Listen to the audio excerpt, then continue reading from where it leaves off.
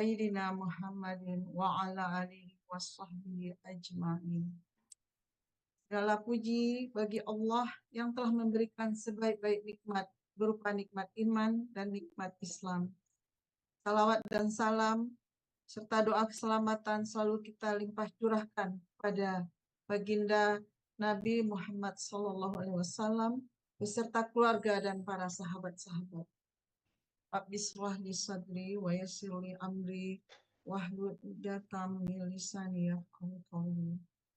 Subhanaka la ilma lana illa ma 'allamtana innaka antal alimul hakim. Puji syukur kita panjatkan kehadirat Allah Subhanahu wa taala karena atas limpahan rahmatnya jualah pada malam ini kita dapat berkumpul bersama untuk menimba ilmu dan mendekatkan diri kita kepadanya. Salawat beriring salam semoga senantiasa terlimpah curahkan kepada Nabi besar Muhammad SAW, Rasul yang membawa risalah Islam yang akan selalu kita nantikan syafaatnya di yaumil akhir kelak. Andai Minang, mancanegara, bapak-bapak dan ibu-ibu para peserta pada kajian 3M yang berbahagia. Alhamdulillah telah tampak ustazah kita, Ustazah Dr. Ulfatmi, pemirsa MAG. Assalamualaikum warahmatullahi wabarakatuh, Ustazah.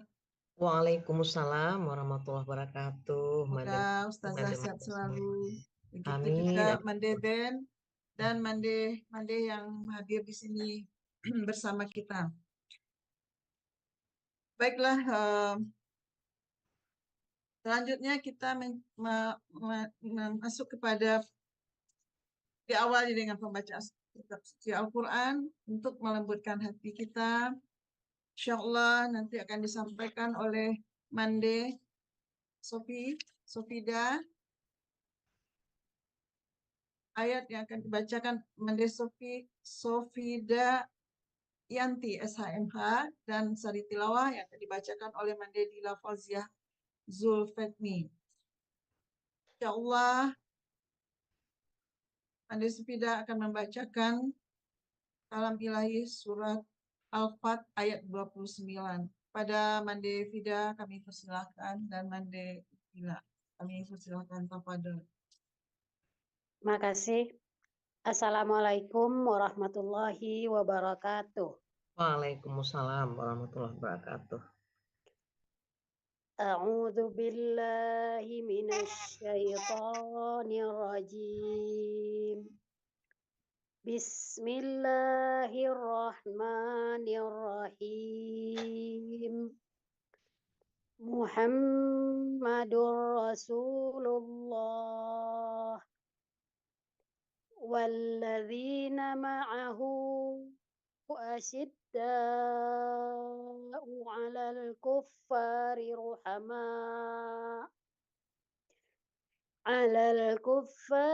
رحماء بينهم تراهم ركعا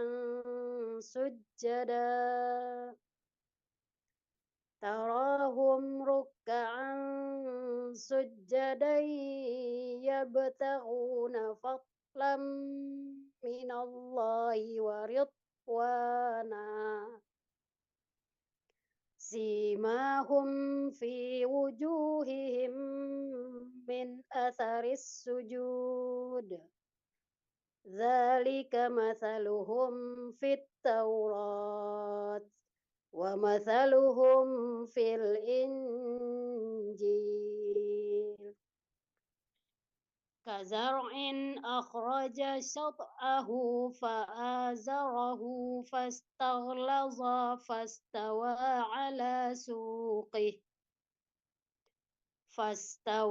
على سوقه يعجب الزراع ليغيظ بهم الكفار وعد الله الذين آمنوا وعملوا الصالحات منهم مغفرة وعملوا الصالحات منهم مغفرة وأجرا عظيما.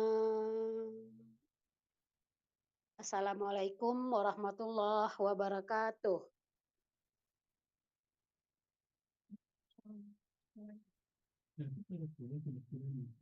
Aku berlindung kepada Allah dari godaan syaitan yang terkutuk. Dengan nama Allah yang Maha Pengasih lagi Maha Penyayang.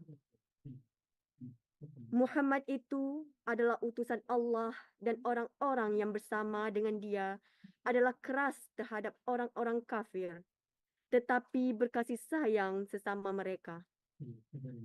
Kamu lihat mereka rukuk dan sujud, mencari karunia Allah dan keridhaannya. Tanda-tanda mereka tampak pada muka mereka dari bekas sujud.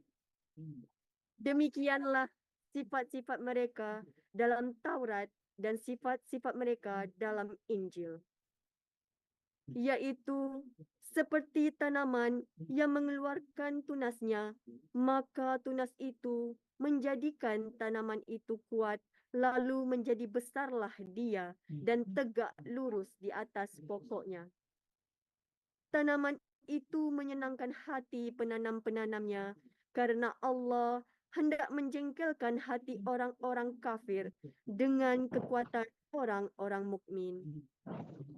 Allah menjanjikan kepada orang-orang yang beriman dan mengerjakan amal yang soleh di antara mereka ampunan dan pahala yang besar. Maha benar Allah dengan segala firman-Nya. Terima kasih. Wabillahi taufiq wal hidayah. Wassalamualaikum warahmatullahi wabarakatuh. Waalaikumsalam warahmatullahi Warahmatullahi wabarakatuh. wabarakatuh. Jazakumullahu khair Mande Sofi dan Mande Dila. Semoga bacaan Al-Quran tadi membawa keberkahan bagi Mande berdua dan bagi kita semua yang telah menyimaknya. Untuk selanjutnya kita mintakan juga sambutan dari Ketua Mande Minang Mancanegara, yaitu Mande Nurbaini Mexposki MSC FST. Pada Mande Ben, kami persilahkan. Terima kasih. Bismillahirrahmanirrahim. Rabbi shrah li sadri wa yassir li amri wahlul 'uqdatam min lisani yafqahu qawli. Bismillahirrahmanirrahim. La yadurru ma ismihi syai'un fil ardh.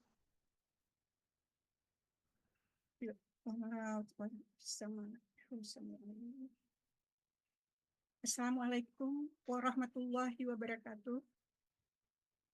Waalaikumsalam warahmatullahi wabarakatuh. Waalaikumsalam. Innal hamdulillahi nahmaduhu wa nasta'inuhu wa nastaghfiruhu wa na'udzubillahi min syururi anfusina wa min sayyiati a'malina. Man yahdihillahu fala mudhillalah wa man yudhlil fala hadiyalah. Nas'adu an la ilaha illallah wahdahu la syarikalah wa nas'adu anna Muhammadan abduhu wa rasuluh. La nabiyya ba'dah. Syukur alhamdulillah atas segala rahmat dan nikmat Allah Subhanahu wa taala pada kita, pada alam semesta, terutama kita semua ya.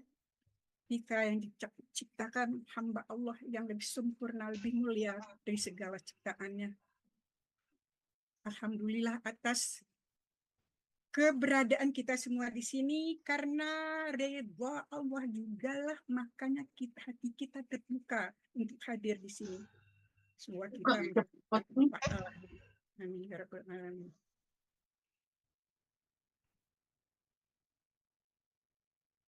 Yang terhormat Ustazah kita Dr. Ulfatmi Amirsah MAG, terima kasih banyak dengan apresiasi yang sangat tinggi atas kehadirannya yang telah bersedia memberikan tausiah di depan kita semua. Semoga Ustazah mendapatkan limpahan Allah Subhanahu wa taala, pahalanya yang berlipat ganda dan selalu sehat walafiat hendaknya. Amin ya rabbal alamin. Amin. Kemudian yang terhormat, yang sama nilainya, para hadirin semua yang tidak bisa saya sebutkan namanya satu persatu, dari kita anggota-anggota IGOM dan juga sahabat-sahabat semua, undangan-undangan yang dari luar juga. Terima kasih banyak atas kehadirannya, terutama juga pada pendengar radio kita dimanapun berada. Terima kasih dan apresiasi yang tinggi pada Bung Azbi dan Pak Aditya yang selalu setia mengalunkan program-program kita di udara dan mungkin langsung, biasanya langsung, tetapi juga beliau ulang-ulang pada waktu-waktu tertentu di siaran radionya, insya Allah. Pada panitia event ini yang telah bekerja keras ya dalam yaitu di bidang pengajian 3M. Di sini para petugasnya, terima kasih panitia-panitia, seperti kita lihat Mande Dr. Haja Murni Yetri sebagai moderator kita. Beliau ketua di bidang kajian Islam 3M yang berlokasi di Jakarta. Kemudian Korea kita Mande Shofida SH MH, ini di Ranah Minang, Solok tepatnya, yang kemudian diikuti dengan sari tilawah yang dibacakan oleh Mande Dilah Fauziah Zulfetmi. Beliau berdomisili di Riyadh, Saudi Arabia. Kemudian Mande Tati Westhoff berada di Belanda. Ini sebagai ketua panitia event saat ini yang telah bekerja keras membuat event ini terjadi. Insya Allah, alhamdulillah. Sekali lagi itu kepada radio ya, kepada Bu Azbi, segala pendengar-pendengar di radio, semua kita semua ini dapat hikmahnya, dapat pahala yang sama, insya Allah. Kemudian sponsor-sponsor kita yang tidak saya sebutkan namanya, tapi terlihat pada flyer kita itu adalah semuanya anggota-anggota kita dari 3M. Terima kasih atas kerjasama yang tanpa pamrih.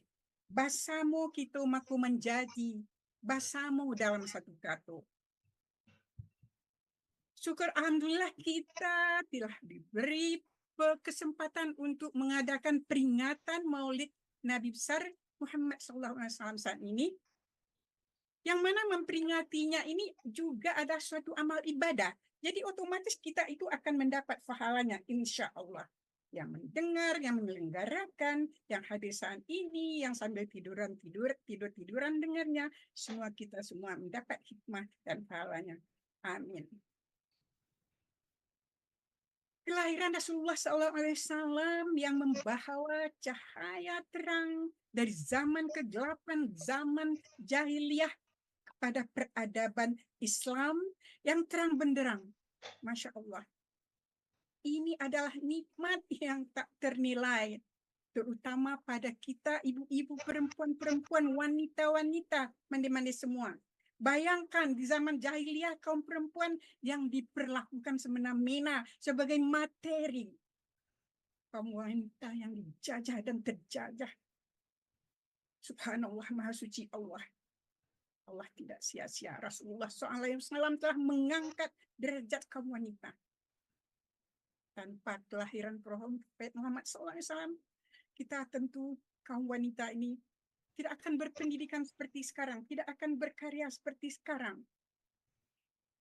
Tidaklah akan ada Ustazah Dr. Ulfahmi Amirsah MAG yang berada di depan kita memberikan tausiah saat ini. Tidak akan ada mandeh-mandeh bina negara itu di GOM juga tentunya.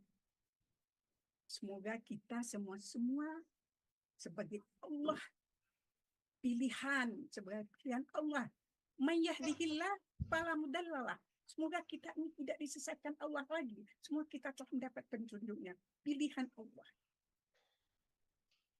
ingin berbagi sedikit ya, couple detik aja pada hadirin semua. Ini sebelum teknologi canggih, belum ada internet, belum ada email, belum ada HP. Kami di Muslim Community on Knoxville, itu tempat saya berdomisili ini ya, kami itu sangat di bawah pengaruh aliran Islam yang berbeda dengan negara kita. Itu pengaruh di Middle Eastern. Anggota-anggota kami waktu itu dari Middle Eastern, dari Pakistan, India, Indonesia hanya satu, Mandeben. Kami tidak boleh memperingati Maulid Nabi, Isra, Mi'raj dan segalanya. Wanita tidak boleh mengantar jenazah ke kuburan. Sangat bertentangan ya dengan hadis Rasulullah SAW. Sehingga pribadi saya sendiri itu benar-benar terlupa dengan peringatan hari-hari bersejarah itu. Saya benar-benar inilah yang merindukan saya terhadap Indonesia. Saya mengusul pada imam di masjid untuk merayakan hari-hari bersejarah itu demi mengingat kembali supaya kita tidak lupa. Tapi beliau tidak setuju. Jadi beberapa kami masih siswa internasional gitu ya, diam-diam mengadakan Maulid Nabi, bersalawat segala macam. Tahun-tahunnya kita itu didatangi oleh orang tua, salah satu orang tua kita dari kelompokan kita itu yang dari masjid itu harus menghentikan hal itu. Kami terpaksa menghentikannya demi menghargai orang tua. Tapi seorang student Indonesia yang bernama Nurbaini Mekaski ya, Mandeben, tetap mengusul kepada imam di masjid untuk mengadakannya dalam bentuk tauziah bersambung berupa kelas dengan kehidupan, yaitu tentang kehidupan Rasulullah SAW berupa sirah gitu. Pendek cerita, alhamdulillah seorang imam waktu itu African American ya, beliau orang open mind menerima usul itu. Kemudian silih berganti sampai sekarang imamnya berganti, tapi kami masih ada pelajaran atau sirah Rasulullah SAW.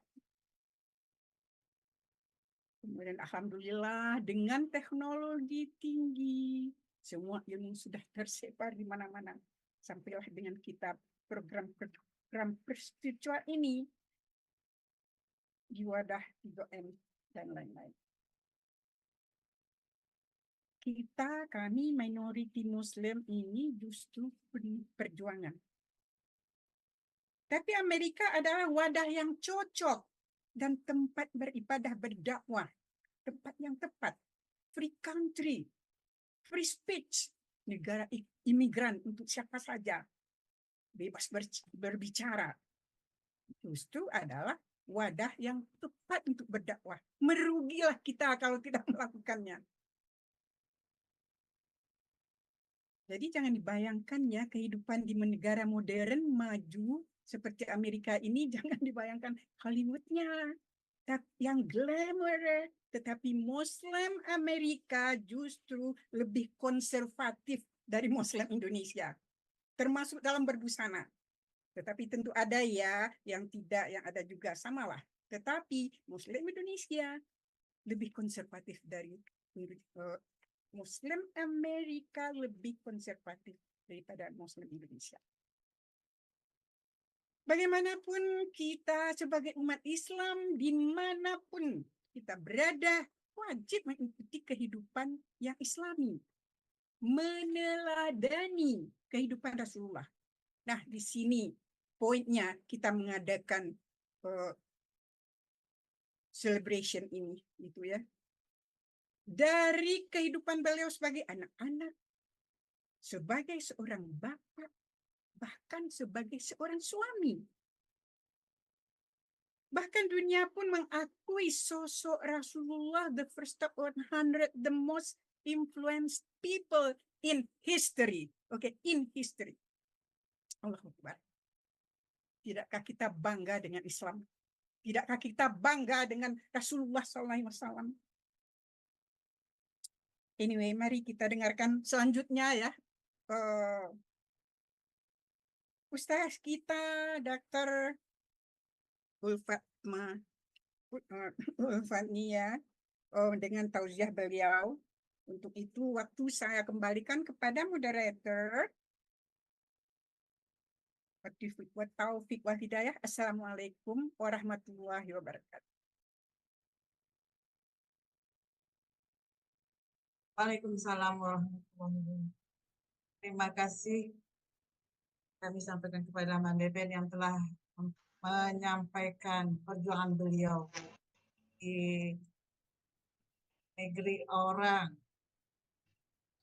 Alhamdulillah, semoga Mandeben dimudahkan Allah di sana dalam menjalankan sunnah-sunnah Rasulullah, diberi kesehatan.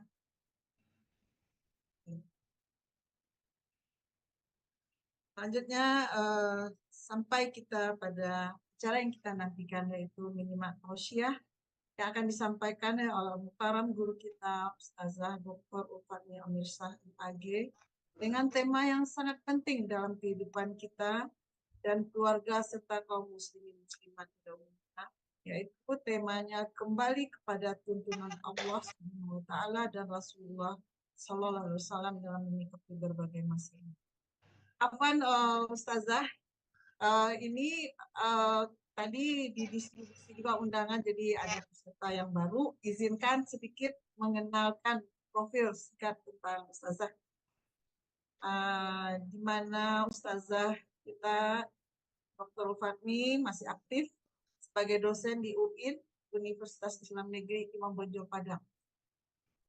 Beliau banyak menulis karya ilmiah baik pada jurnal internasional maupun nasional. Banyak juga karya cipta Ustazah sebagai penulis buku juga, dan telah dipublikasi bertemakan keluarga sakinah dan pendidikan di Tengah.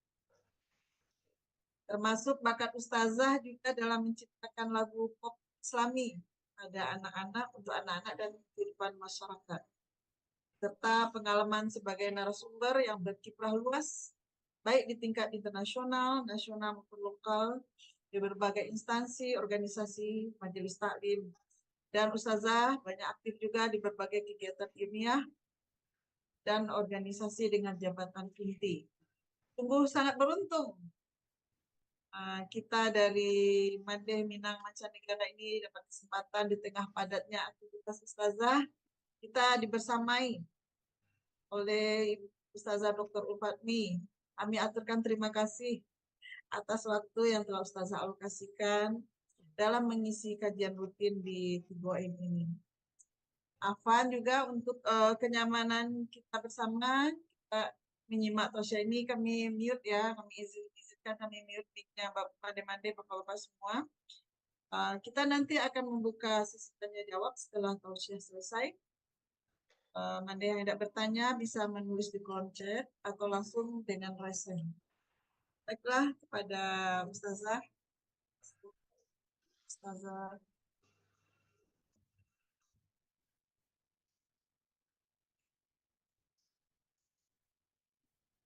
Silakan Dr. Ulfatni. Ya.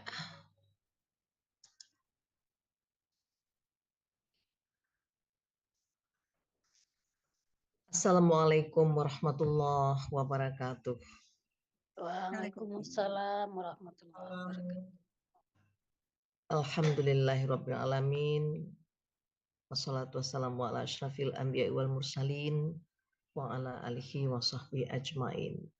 Allahumma sholli ala Muhammad wa ala ali Muhammad.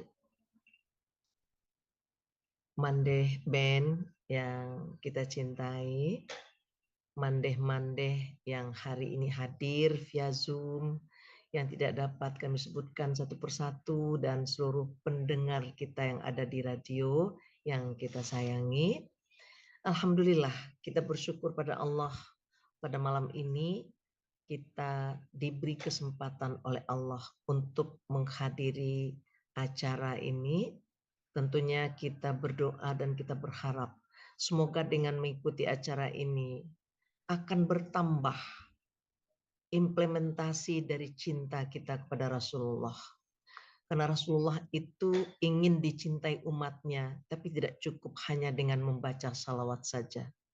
Yang Rasul inginkan adalah bagaimana kita umatnya mencontoh peri kehidupan beliau, melakukan berbagai aktivitas peran dalam kehidupan kita ini benar-benar berdasarkan tuntunan Allah dan Rasul.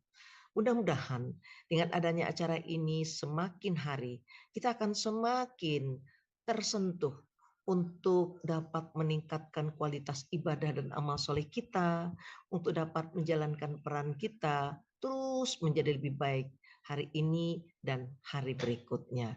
Karena Rasulullah itu mengatakan, hidup yang hari ini sama dengan hari kemarin, hidup orang yang merugi, kata Rasul. Orang yang hidupnya hari ini jauh lebih buruk dari hari kemarin. Itulah orang yang terkutuk. Sholatnya makin berantakan, imannya makin amburadul, ya. Nah, orientasi hidupnya juga masih bermacam-macam. Nah, masih begitu-begitu terus, nggak ada perubahan, bahkan lebih buruk lagi dari sebelumnya. Nah, ini orang terkutuk kata Rasulullah. Tapi orang yang hari ini kualitas ibadah amal solehnya, imannya jauh lebih kuat dari hari kemarin. Nah, inilah orang-orang yang beruntung. Semoga dengan mengikuti acara ini kita akan menjadi hamba Allah yang beruntung sebagai pengikut umat Muhammad Rasulullah SAW. Ibu-ibu mandeh-mandeh Minang, mancanegara yang dirahmati Allah. Materi yang kita perbincangan malam ini sebenarnya materi yang sangat-sangat urgen dan penting. Mengapa? Karena memang kita hari ini tidak ada kita yang luput dari masalah. Semua kita punya problem. Semua kita punya masalah. Nah, tetapi banyak di antara kita masih belum mampu menyikapi masalah sesuai dengan tuntunan Allah dan Rasul. Nah, buktinya bahwa setiap kita itu memang akan dihadirkan oleh Allah masalah. Allah jelaskan dalam surat Al-Baqarah ayat 155. A'udzubillahi minasyaitonirrajim. Bismillahirrahmanirrahim. Walanabluwannakum bisyai'im minal khauf wal ju' wa naqsim minal amwal wal anfusi wath thamarat wa basyiris sabirin. Jadi kita akan diuji terus oleh rasa takut, ya, kekurangan harta, jiwa, dan lain sebagainya.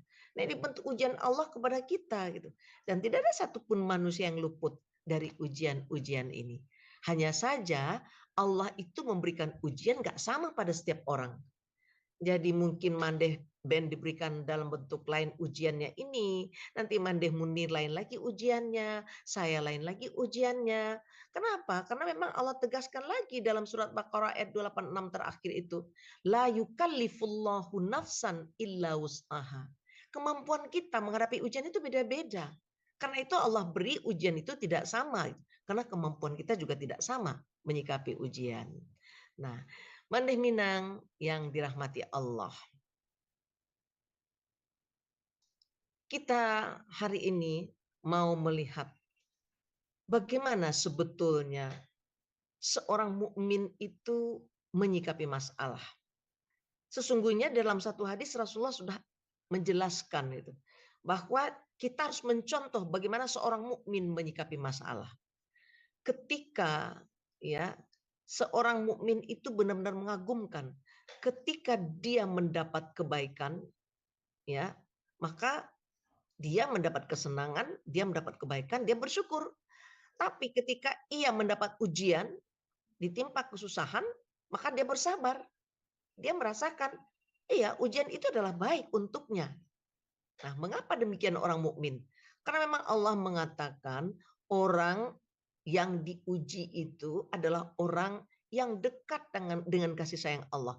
Allah panggil dia, Allah belai dia, Allah sentuh dia.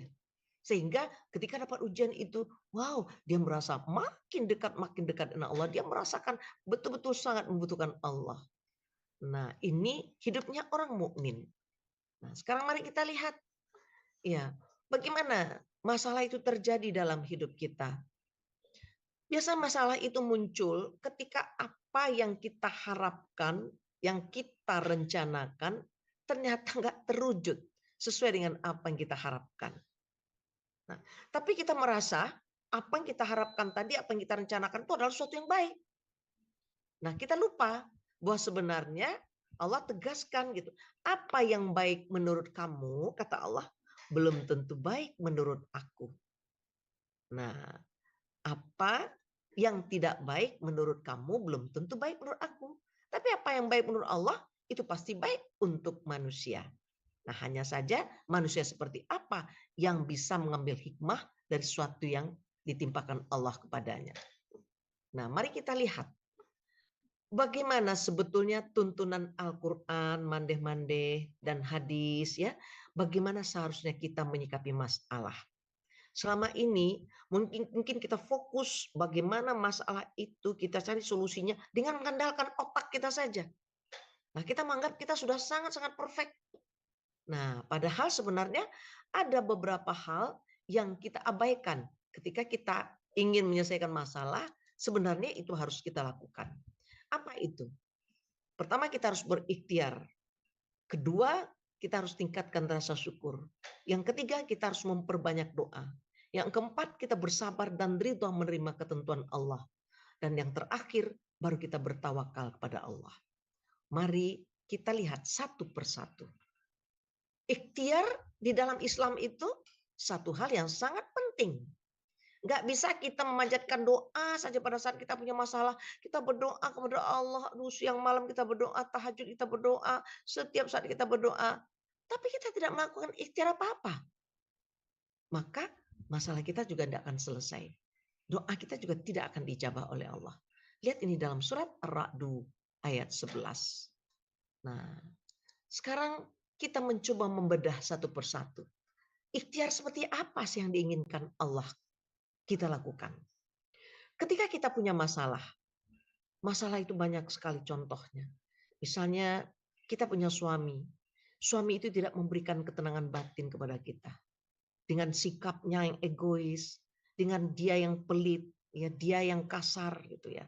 Karena saya konsultan keluarga, waduh, banyak sekali kasus yang saya tangani. Ya konsultasi ke rumah atau nanti kalau dari luar, kalau dari luar Indonesia itu biasanya via Zoom ya, konsultasi dengan saya gitu.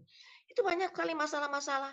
Belum lagi nanti masalah suami beralih hati kepada perempuan lain atau seorang suami tersiksa bersama istri yang sangat judes ya, yang sangat cemburuan gitu ya, atau orang tua yang dengan anaknya kecewa setelah anak menikah ternyata anak nggak mau lagi dengan orang tuanya.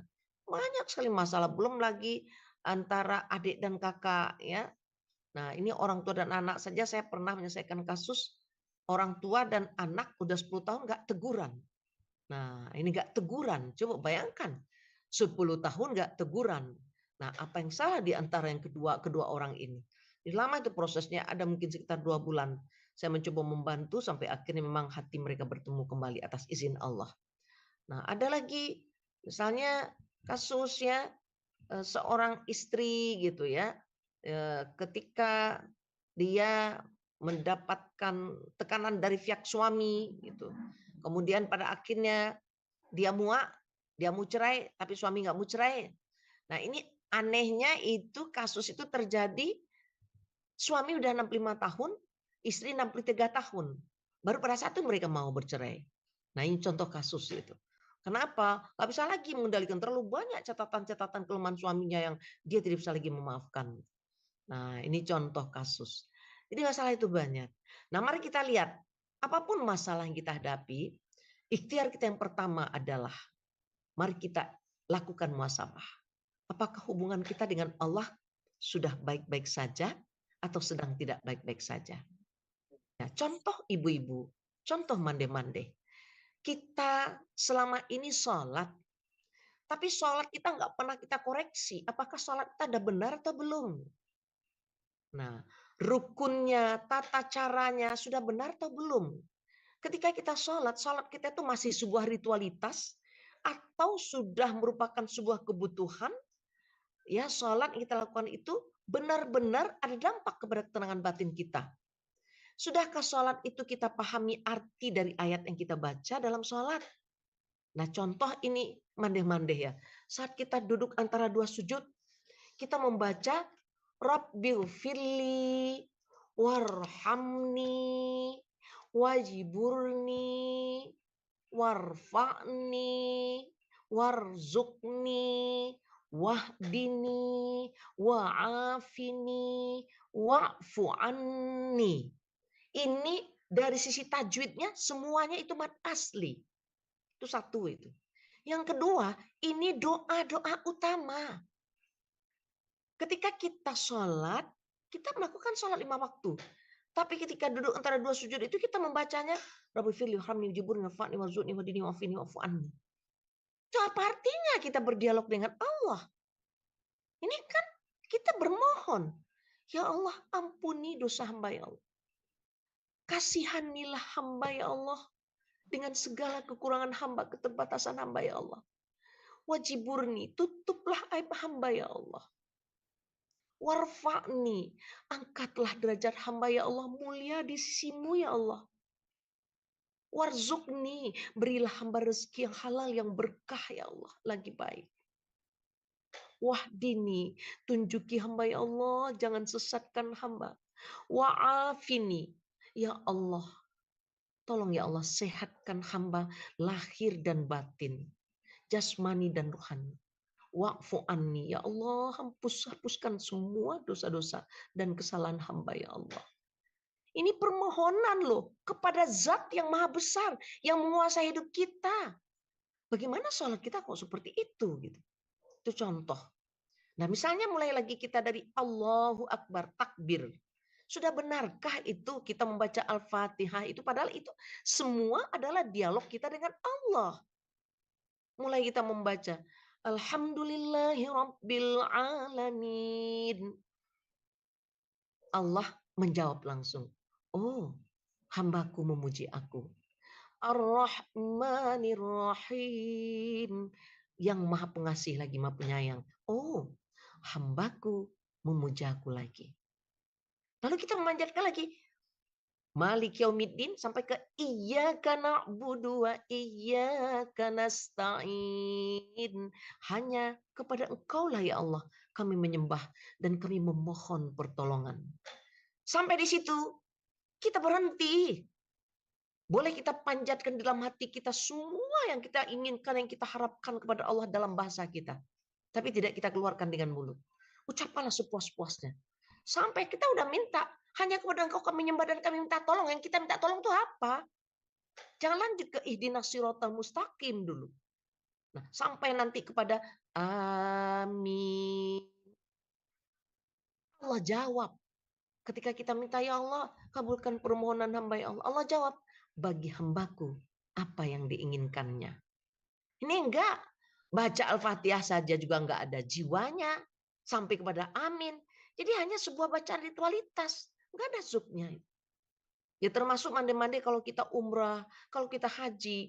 Itu beda banget. Ketika kita misalnya tawaf, mengelilingi Ka'bah itu. Saat kita membaca subhanallah, walhamdulillah, wala ilaha illallah, wallahu akbar. Itu kalau hanya ritualitas, maka kita saat umrah atau haji seringkali kita melihat itu. Ada yang mau ngemandoin membaca itu ya. Dikomandoinnya kita ada memimpinnya nanti itu. Subhanallah, walhamdulillah, wala ilaha illallah, wallahu akbar. Putar-putar itu aja yang dibaca. Zuknya nggak dapat. Tapi ketika kita membaca merasakan betul. Subhanallah, ya Allah Engkau yang maha suci Allah. Hamba bergelimang dosa ya Allah. Hamba begitu banyak kekurangan hamba ya Allah. Walhamdulillah ya Allah. Hamba tidak sanggup menghitung begitu banyak karunia Engkau ya Allah. Fabi ayyi ala'i rabbikuma tukadziban ya Allah. Nggak sanggup hamba ya Allah. Wala ilaha illallah. Ya Allah, tidak ada Tuhan selain Engkau ya Allah yang hamba cintai. Tidak ada yang hamba punya ya Allah, semua Engkau yang memiliki. Tidak ada tujuan hidup hamba ya Allah kecuali hanya kepada Engkau. Wallahu akbar. Engkau yang maha besar ya Allah. Hamba tidak berarti apa-apa di hadapan-Mu ya Allah. Hamba bukan siapa-siapa di hadapan-Mu. Kalau kita jiwai itu kalimat itu, maka sepanjang kita tahu membaca subhanallah walhamdulillah wala ilaha illallah wallahu akbar, ya Allah mande-mande air mata kita akan jatuh. Akan jatuh itu. Gak tahu lagi berapa yang tertumpah air mata itu sampai selesai tawaf. Maka saat kita sholat sunat, Tadi di dekat makam Ibrahim misalnya kita melakukan sholat sunat itu, kita sholat sunatnya benar-benar sholat sunat yang sangat nikmat.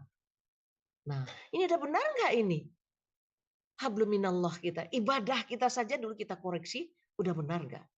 Kalau ibadah saja kita belum, bagaimana mungkin masalah itu akan lewat dari kehidupan kita? Nah, sekarang yang kedua, apa yang harus kita ikhtiarkan ketika kita punya masalah? Mari kita perbaiki hubungan dengan orang tua. Saya kalau ada orang punya problem datang ke rumah, suami istri datang ke rumah, atau suami saja atau istri saja bercerita masalah dia. Selalu pertanyaan saya yang pertama apa? Ibu, saya mohon maaf, boleh saya bertanya, saat ini hubungan ibu dengan orang tua ibu, dengan mertua ibu, apakah sedang baik-baik saja atau sedang tidak baik-baik saja? Nah, mengapa pertanyaan itu penting? Karena memang Allah jelaskan betul ridha Allah itu sangat tergantung kepada ridha kedua orang tuanya. Ada orang yang banyak sekali masalah dalam hidupnya, tapi hubungannya dengan orang mertua nggak baik, hubungannya dengan orang tua nggak baik. Nah seperti tadi musuhan 10 tahun dengan orang tua. Coba bayangkan gimana Allah memeridai kita gitu. Ketika emang ada persoalan kita dengan orang tua kita. Nah, yang ketiga mandeh-mandeh. Apa yang perlu kita lakukan ketika kita punya masalah? Ikhtiar kita adalah kita muhasabah. Apakah tujuan hidup kita udah benar atau belum? Nah, kalau kita dalam sholat itu membaca inna sholati wa nusuki wa mahyaya wa mamati lillahi rabbil alamin. Tujuan hidup kita nggak ada yang lain. Sesungguhnya sholatku, ibadahku, seluruh hidup dan matiku hanyalah untuk Allah semata. Tapi gimana implementasinya dalam kehidupan sehari-hari? Apa iya kita sudah seperti itu? Nah, saya punya klien, ada seorang istri datang ke rumah. Dia menangis ya, menyampaikan seluruh kesedihannya. Dia cerita betapa dia sangat mencintai suaminya. Dia melakukan semua yang terbaik karena cintanya kepada suaminya. Dia layani suaminya dengan baik, ya. Dia lakukan apapun untuk suaminya karena cintanya kepada suaminya. Tapi ibu tahu apa yang terjadi? Suami saya ternyata tetap beralih hati kepada perempuan lain. Sakit sekali hati ini. Saya kesal, saya benci, saya kecewa dengan suami saya. Ini membuat saya nggak bisa tidur, membuat saya sulit makan, dan lain sebagainya. Nah, apa yang sebenarnya dilakukan si ibu ketika dia menikah, dia menjadi istri? Tujuannya dia berbakti kepada suami. Tujuannya kenapa? Karena dia mencintai suaminya. Nah, padahal yang benarnya ketika kita menikah itu, kita menikah dalam rangka mengharapkan ridha Allah. Jadi kalau kita berperan sebagai istri, kita lakukan itu untuk mengharapkan ridha Allah dalam rangka beribadah kepada Allah. Ketika kita menjadi ibu, maka kita berperan sebagai ibu itu dalam rangka beribadah kepada Allah, bukan untuk yang lain. Tapi kalau itu karena cinta seperti istri yang tadi, maka itulah yang dimaksud oleh Allah di dalam Al-Quran maupun penjelasan Rasulullah gitu.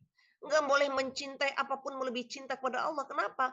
Kalau kita mencintai apapun melebihi cinta kepada Allah, kita diperbudak oleh apa yang kita cintai. Nah, begitu pula misalnya selama ini kita punya masalah terus. Tapi orientasi hidup kita apa? Tujuan hidup kita apa? Mencari duit, mencari harta, mencari kekayaan. Apa iya itu kekayaan itu yang kemudian membuat kita bahagia? Ternyata enggak. Itu Adolf Miracle, itu orang terkaya di Jerman, ternyata pada akhirnya bunuh dirinya juga dengan apa? Dengan menabrakkan dirinya ke kereta api. Banyak pada orang-orang kaya pada akhirnya juga tidak bahagia. Nah, jadi arahkan orientasi hidup kita cuma satu. Kita beribadah, melakukan sholat, semuanya hanyalah dalam rangka mengabdi kepada Allah, mengharapkan ridha Allah. Dalam peran kodrati kita dalam rumah tangga, Semuanya hanya dalam rangka mengabdi kepada Allah. Gak ada yang lain. Kita sebagai istri kepada suami juga seperti itu. Peran kita sebagai orang tua hanya untuk mengabdi kepada Allah. Gak ada yang lain.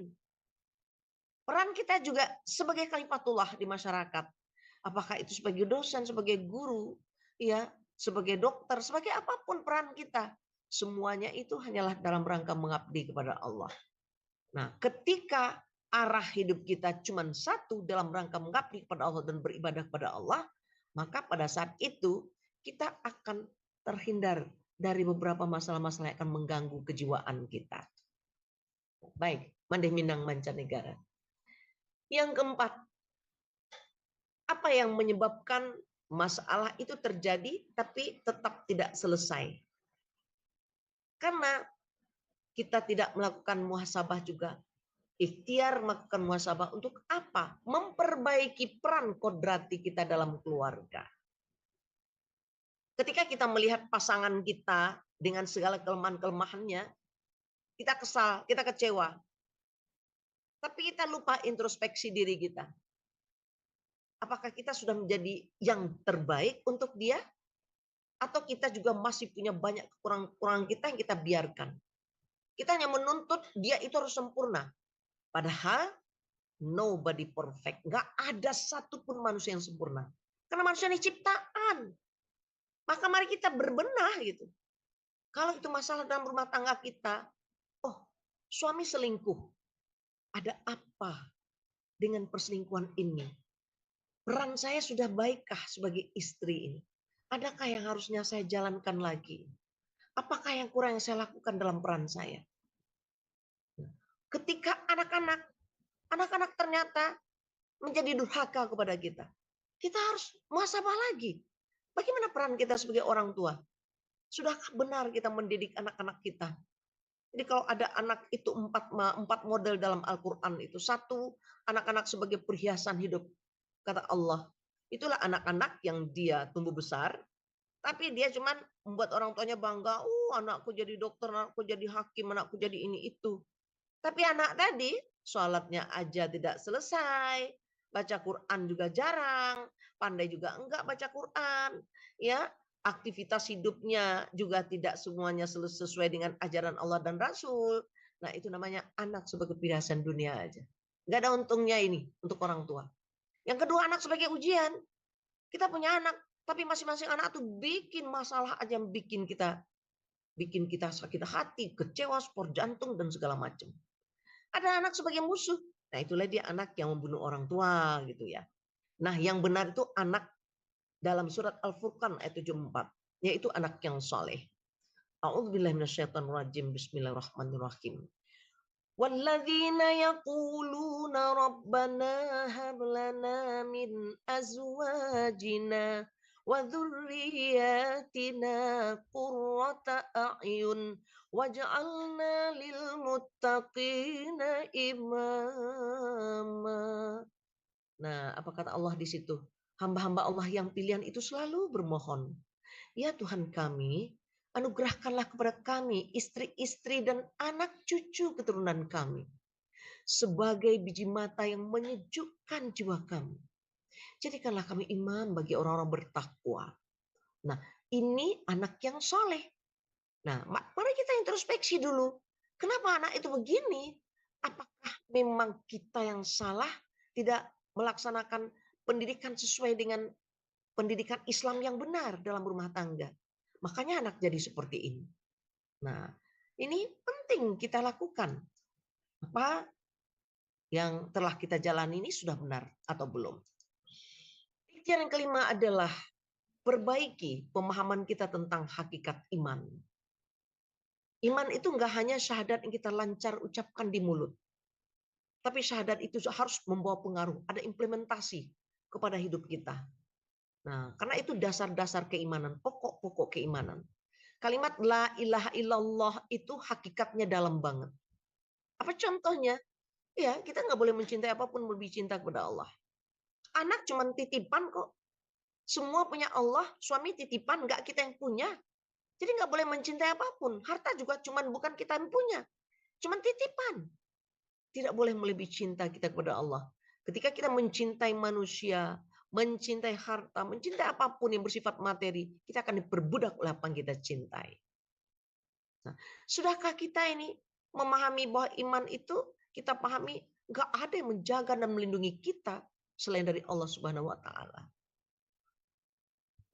Kalau saya memberikan manasik haji, itu selalu saya sampaikan. Saat saya umrah misalnya bersama jamaah, ada jemaah itu atau haji bersama jamaah ya. Kita mau makan siang misalnya di pesawat, dia udah nangis. Nanti mau makan malam udah nangis lagi. Kenapa? Saya bilang, ingat anak saya masih kecil-kecil tinggal. Nanti gimana makannya, gimana ininya segala macam. Saya tanya, ibu sudah titip nggak kepada Allah? Sudah, saya sudah titip sebelum berangkat. Nah, kalau kita sudah titip, mandai-mandai, kalau kita menitipkan kepada Allah itu nggak boleh setengah-setengah, full 100%. Nah, full 100%. Kalau kita setengah-setengah nitip kepada Allah, Allah juga nggak akan mau membantu kita dengan apa yang kita titipkan itu. Nah, jadi hati kita ditanya itu, full nggak kita? Anak kita ini misalnya jauh ya, tinggal di suatu negara, sekolah di sana, kerja di sana, atau apapun di sana. Tapi sejak dia pergi, itu kita nggak bisa tidur, kita nggak bisa makan karena mikirin terus. Nanti anak saya kenapa panjang sekali itu. Oleh setan itu terus digiring gitu pikiran macam-macam. Nah, dia udah berdoa katanya. Udah berdoa, ya Allah, tolong jaga anakku. Tapi yang diucapkan di mulut itu nggak sesuai dengan hatinya. Hatinya tidak full menyerahkan 100% kepada Allah. Nah, ini yang keliru kita. Meyakini tidak ada daya dan kekuatan kecuali dari Allah semata. Meyakini manusia berada dalam kekuasaan Allah. Apapun yang terjadi dalam hidup kita ini tidak akan terjadi kalau bukan atas izin Allah. Daun yang jatuh saja atas izin Allah. Semuanya terjadi atas izin Allah.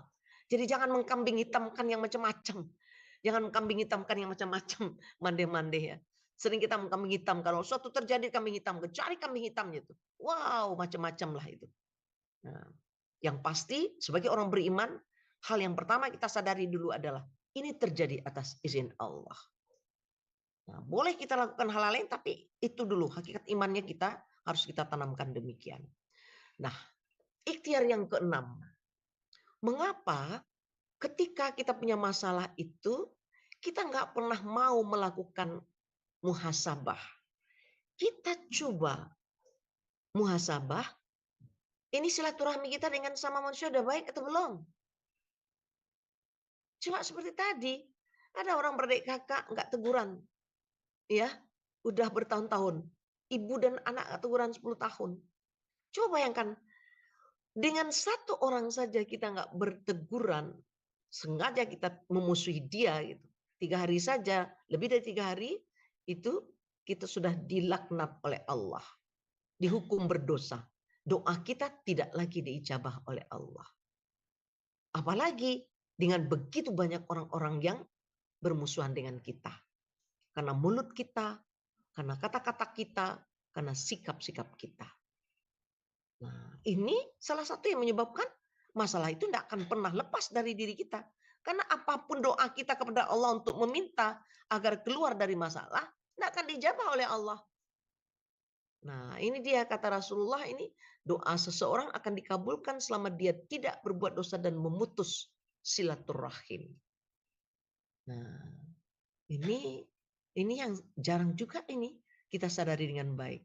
Tidak ada dosa yang Allah lebih percepat siksaannya kepada pelakunya di dunia, serta yang tersimpan untuknya di akhirat, selain perbuatan zalim dan memutus silaturahmi. Nah, coba ini pernahkah ada dalam pemikiran kita ketika kita punya masalah? Hati-hati mandeh-mandeh ketika kita pernah menzalimi orang lain. Itu enggak sederhana persoalannya.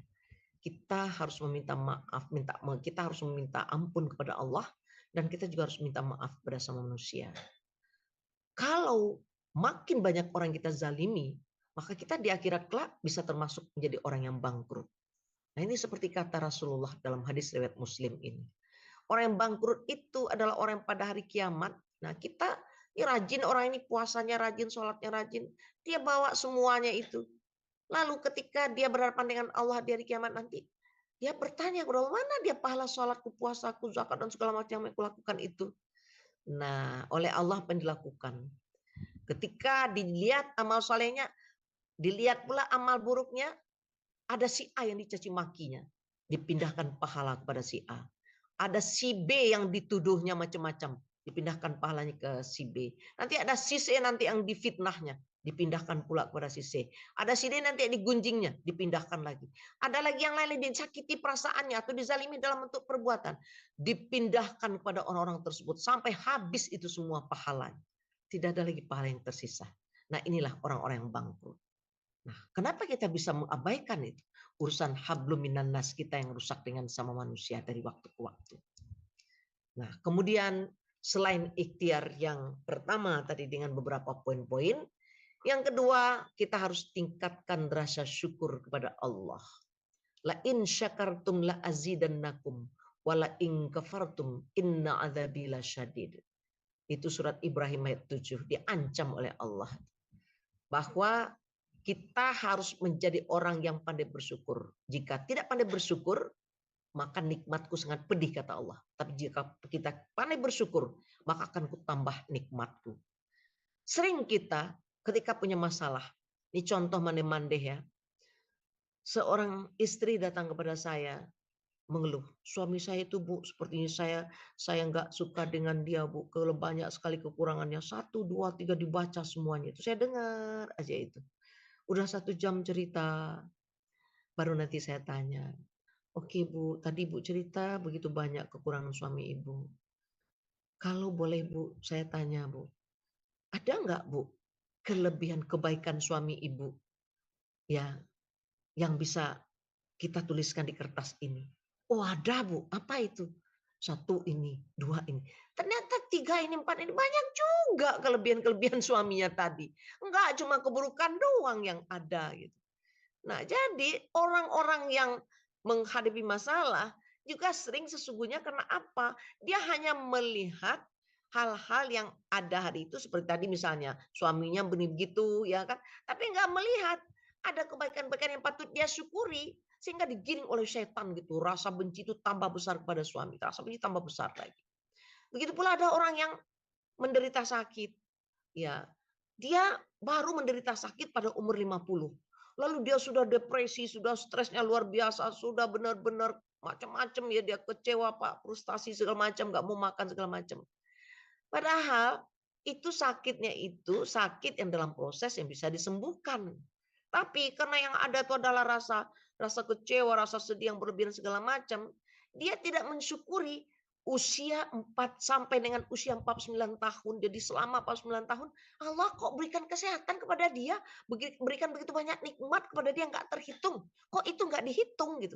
Ketika Allah memberikan sakit pada usia 50, kok kita langsung mengeluh dan kita langsung down gitu. Nah, kita kemanakan itu karunia Allah yang kita terima yang lain itu.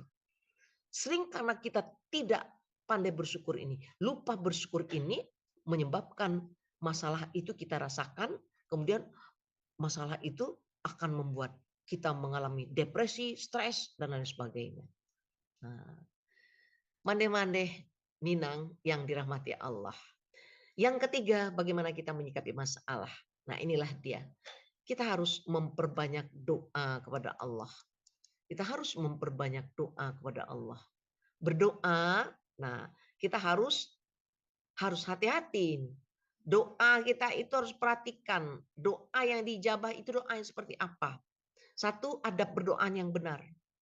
Jadi kalau habis sholat, mandi-mandi langsung aja misalnya, Allah, Assalamualaikum warahmatullahi wabarakatuh. Ya Allah, tolong hamba ya Allah. Hamba ingin ini, segala macam. Gak ada mukadimah. Yang benarnya di sana dulu, kita memuji Allah dulu. Ya, kita berselawat dulu. Kemudian kita mohon ampun dulu kepada Allah sebanyak-banyaknya. Baru nanti kita panjatkan apa yang kita inginkan. Itu 1. Kemudian dalam berdoa, pernahkah kita juga berpikir, kita berdoa, tapi ada kata di hal-hal yang menghambat. Misalnya kita makan yang haram juga, bagaimana doamu terkabul? Karena setiap daging terbentuk dari barang yang haram, nah itu akan jadi umpan neraka dan itu menghambat doa seseorang terkabul. Begitu pula dengan tadi silaturahmi yang putus dengan sama manusia. Nah, bagaimana doa akan terkabul? Itu pula dosa-dosa yang kita lakukan. Nah, bagaimana itu akan terkabul? Ya, jadi perhatikan apa yang kita lakukan sebelum berdoa itu, apa dosa-dosa yang kita lakukan, kemudian bagaimana kita memanjatkan puji-pujian dulu kepada Allah ya, mohon ampun dulu kepada Allah, dan adakah yang menghambat doa itu tadi kita lakukan. Nah, yang keenam, kita bersabar dan ridha menerima ketentuan Allah. Tadi surat Al-Baqarah ya Bu, 153 sampai 156, itu intinya itu semua itu. Nah, jadi bagaimana kita ketika musibah itu datang, kita bersabar dan ridha. Makanya Mandeh, kalau kita bangun tidur Mandeh, kita langsung membaca Alhamdulillahilladzi ahyana ba'da ma amatana wa ilaihin nusyur. Lalu pegang dada kita ini dengan tangan kanan Mandeh. Kita bacakan Al-Fatihah untuk kita. Kemudian kita doa kepada Allah. Ya Allah, hamba ridho menerima ketentuan Engkau hari ini ya Allah. Hadirkanlah hal-hal yang indah dalam hidup hamba hari ini ya Allah. Yang bisa membahagiakan hamba dunia akhirat. Nah, kita ridho. Lalu tadi kita bersabar. Sabar dengan apa yang diberikan Allah itu. Karena tadi seperti dikatakan di awal. Yang baik menurut kita belum tentu baik menurut Allah. Yang tidak baik menurut kita, ya, yang tidak baik menurut kita, tapi baik menurut Allah. Itu berarti ada maksud Allah yang tertentu untuk kita. Nah, hati-hati kita Mande. Kalau kita tidak ridho terhadap ketentuan Allah, ini ancaman Allah dalam hadis qudsi. Siapa yang tidak ridho terhadap ketentuanku, malam yardo alal qadai. Siapa yang tidak sabar terhadap ujianku, wa malam yasbir alal balai. Siapa yang tidak bersyukur terhadap nikmatku, wa malam yashkur alal nu'amai, falyatlub rabban siwai. Cari Tuhan selain aku, kata Allah. Oke, bisa nggak kita cari Tuhan selain Allah? Kemana ini? Mande-mande kita mau cari Tuhan selain Allah. Kita nggak bakalan dapat. Nah, barulah ikhtiar kita berikutnya yang kita lakukan setelah tadi kita berdoa segala sesuatunya sampai kita kepada bertawakal kepada Allah. Bertawakal kepada Allah. Nah, tawakal ini, memahami tawakal ini yang perlu kita pahami dengan baik. Betul, dalam surat Ali Imran itu dikatakan ya, fabima rahmatin minallahi lintalahum walau kunta faddan ghalidhal qalbi lam faddu min haulik fa'fu anhum wastaghfir lahum wasyawirhum. Nah, fa idza azamta fatawakkal 'alallah wallahu yuhibbul mutawakkilin. Jadi setelah segala sesuatunya selesai, kita baru bertawakal kepada Allah. Tapi konsep tawakal itu seperti apa sebetulnya? Nah, ini dia konsep tawakal yang harus kita pahami sebagai seorang muslim dan muslimah berdasarkan tuntunan Allah dan Rasul. Satu, ketika kita punya masalah, kita harus berprasangka baik kepada Allah. Harus berprasangka baik kepada Allah. Itu dulu yang dikedepankan. Iya.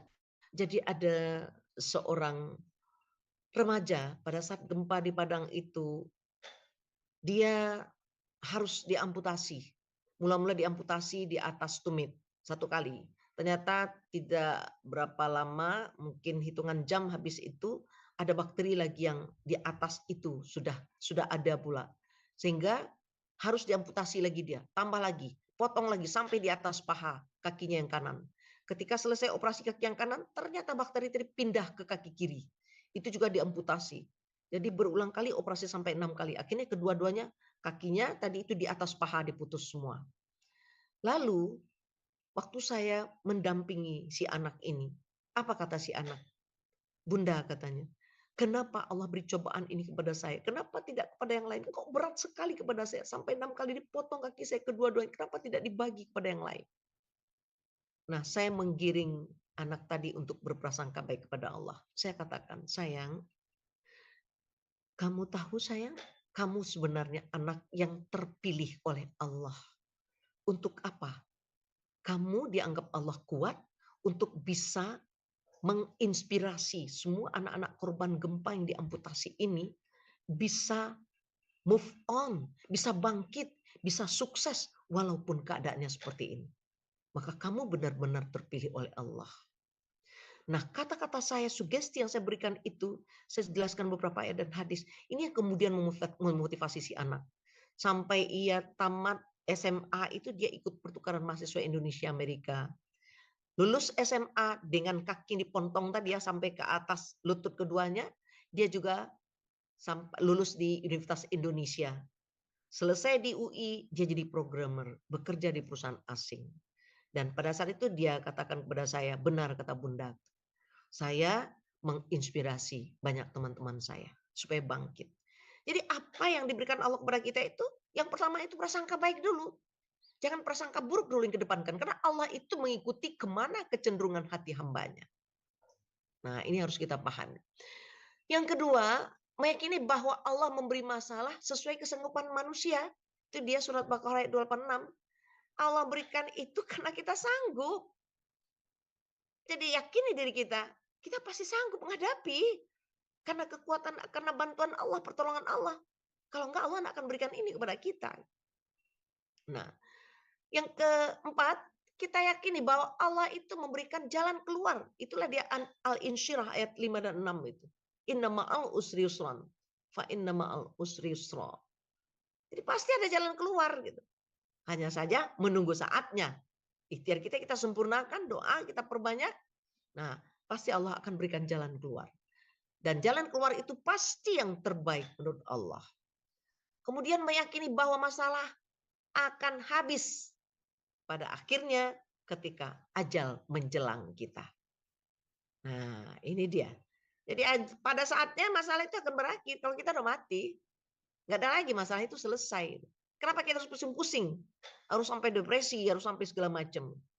Nah, yang terakhir meyakini bahwa Allah itu menghadirkan masalah tujuannya untuk apa? Hanya untuk menyuruh kita berikhtiar dan dalam ikhtiar itu Allah beri peluang amal soleh yang luar biasa kepada kita. Bukankah kalau misalnya masalah itu kita sakit, maka saat sakit itu datang kita istighfar akan berguguran dosa kita. Ketika kita berada dalam kesulitan, ya, pada saat itu Allah gugurkan dosa-dosa kita. Nah, ketika kita tadi positive thinking, ya, kemudian berdoa dan melakukan hal-hal yang positif. Nah, mandeh-mandeh yang dirahmati Allah. Kita harus yakin dengan doa kita. Bahwa ketika kita berdoa, yakinlah tidak ada satu doa pun yang diabaikan oleh Allah. Kecuali tadi ada hal-hal yang kita lakukan yang menghambat doa kita diijabah oleh Allah. Tapi ada doa yang ditunda mengabulkannya oleh Allah. Kenapa? Menurut Allah timingnya belum tepat untuk dikabulkan. Ada doa kita yang kita panjatkan, tapi menurut Allah isi doa kita itu bukan yang terbaik untuk kita. Makanya Allah tidak kabulkan. Tapi ada kita berdoa, doa itu ya kemudian yang diberikan, yang kita inginkan lain, yang diberikan dalam bentuk lain. Karena Allah meluruskan yang terbaik untuk kamu itu bukan ini sebenarnya, tapi inilah yang aku berikan yang terbaik untuk kamu. Jadi ketika kita berdoa juga harus kita iringi dengan konsep-konsep iman tadi, konsep tawakal yang benar ya, konsep berprasangka baik kepada Allah terhadap apa yang kita inginkan kepada Allah. Mandiminang mancanegara yang dirahmati Allah. Nah, dari beberapa penjelasan tadi, bagaimana kita seharusnya menyikapi masalah yang kita hadapi hari ini sesuai dengan tuntunan Allah dan Rasul. Saya berharap kita semua akan bisa memperbaiki cara kita dalam menyikapi masalah. Sehingga masalah demi masalah itu adalah hal-hal yang membuat kita lebih kokoh dalam menghayati iman, membuat kita lebih meningkatkan kualitas ibadah dan amal soleh, dan masalah itu membuat kita lebih tangguh menghadapi berbagai godaan syaitan. Sehingga masalah-masalah yang kita lalui itu benar-benar menjadi lahan amal soleh kita yang kita kumpulkan nanti kelak menghadap Allah Subhanahu wa Ta'ala. Jika kita tadi melakukan sesuai tuntunan Allah dan Rasul dalam menyikapi masalah, insya Allah hidup kita hari ini akan lebih baik dari hari kemarin. Semoga kita semua menjadi hamba Allah yang beruntung. Demikian saja mandeh-mandeh Minang mancanegara, baik yang hadir via Zoom maupun yang hadir di studio.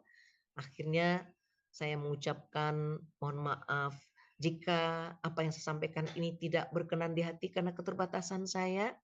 Terima kasih atas sharing kita malam ini. Saya katakan sharing, jadi saya tidak menggurui, saya tidak beri ceramah, tapi sharing saja sebagai sesama muslimah. Semoga ada manfaatnya bagi kita bersama. Bila taufik wal hidayah. Assalamualaikum warahmatullahi wabarakatuh. Waalaikumsalam warahmatullahi wabarakatuh. Masya Allah. Terasa ringan rasanya. Beban-beban yang terasa selama ini telah ringan rasanya. Dengan ridho seperti tadi Ustaz. Doa dengan semua tentuan Allah. Terima ujian dengan sabar. Allah tidak meminta kita untuk menyelesaikan masalah kita, tetapi Allah minta kita untuk berdoa dan berikhtiar. Berikhtiar, ya. Berprasangka baik. Ya. Baiklah, pada Bapak Ibu semua, mande-mande, mungkin masih ada yang ingin disampaikan atau bertanya kepada Ustazah. Ada yang terasa-rasa, silahkan mande-mande menyampaikan pertanyaannya dengan raise hand atau menulis di kolom chat, silakan mande-mande.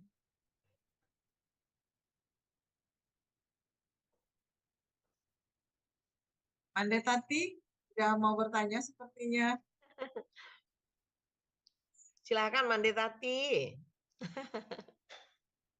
Berbicara tapi mic-nya belum dibuka nih, Mande Tati. Oh, sudah.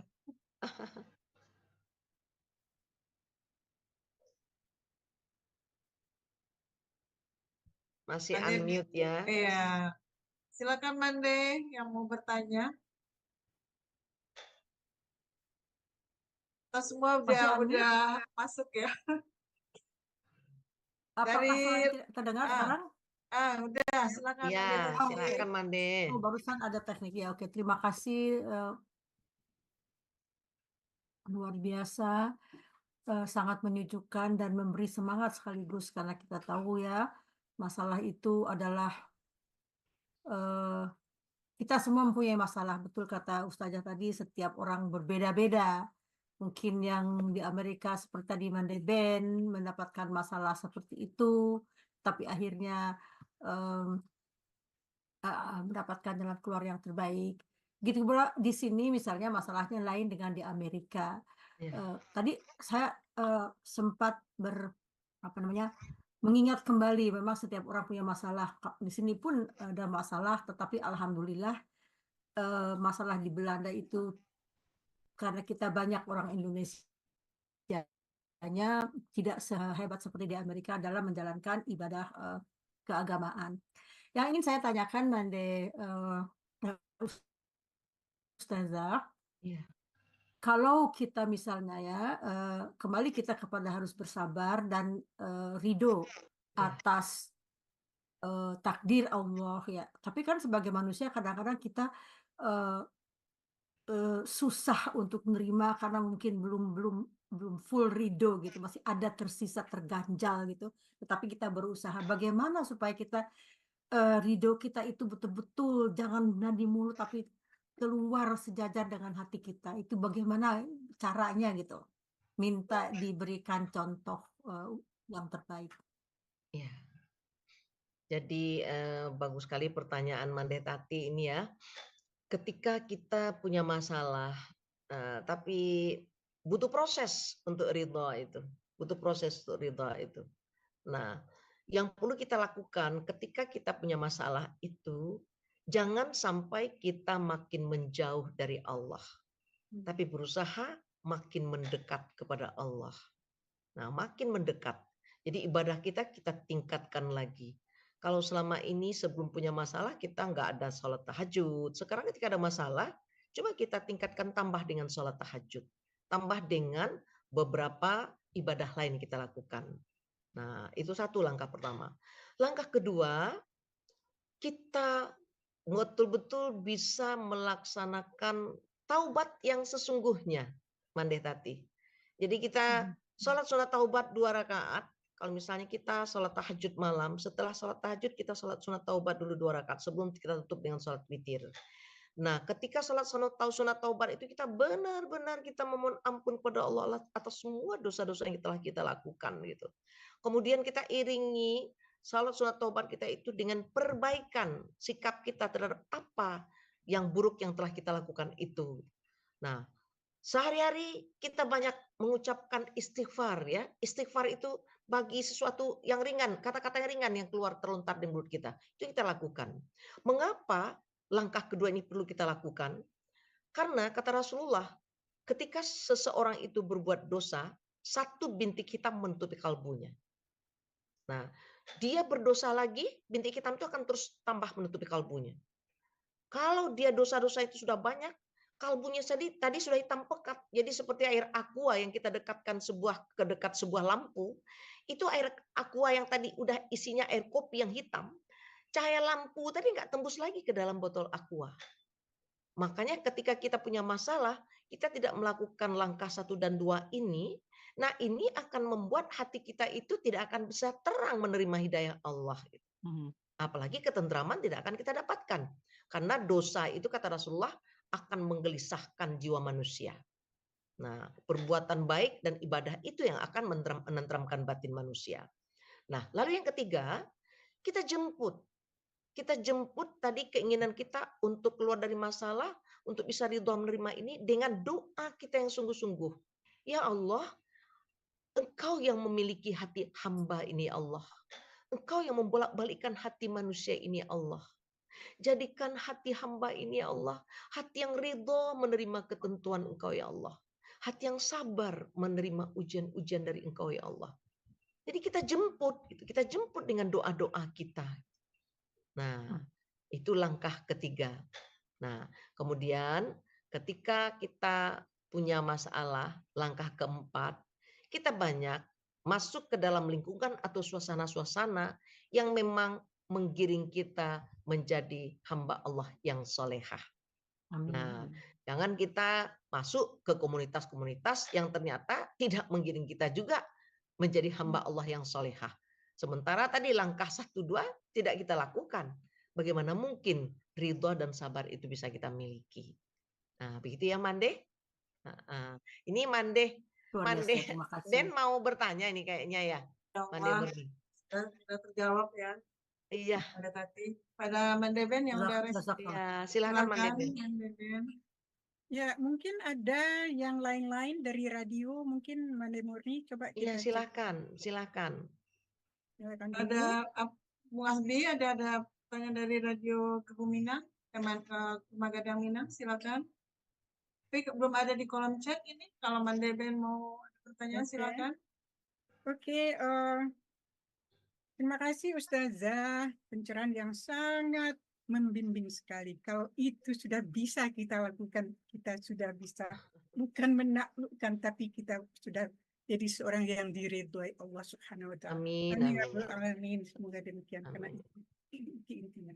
Sekarang saya itu tertanya-tanya tentang tugas kita sebagai seorang istri menurut yang dicontohkan Rasulullah dan juga menurut Ustazah ya mengatakan bahwa tugas kita wanita sebagai seorang istri itu, saya tidak akan menyebutkan tugas utamanya, tetapi kita itu tidak wajib itu misalnya menservis, misalnya memasakkan masak untuk suami, mencucikan pakaiannya atau apanya. Hanya satu saja tugas kita ya sebagai istri, dan segalanya itu sebenarnya yang lain dari itu adalah tugas suami. Nah, bagaimana menurut pendapat Ustazah?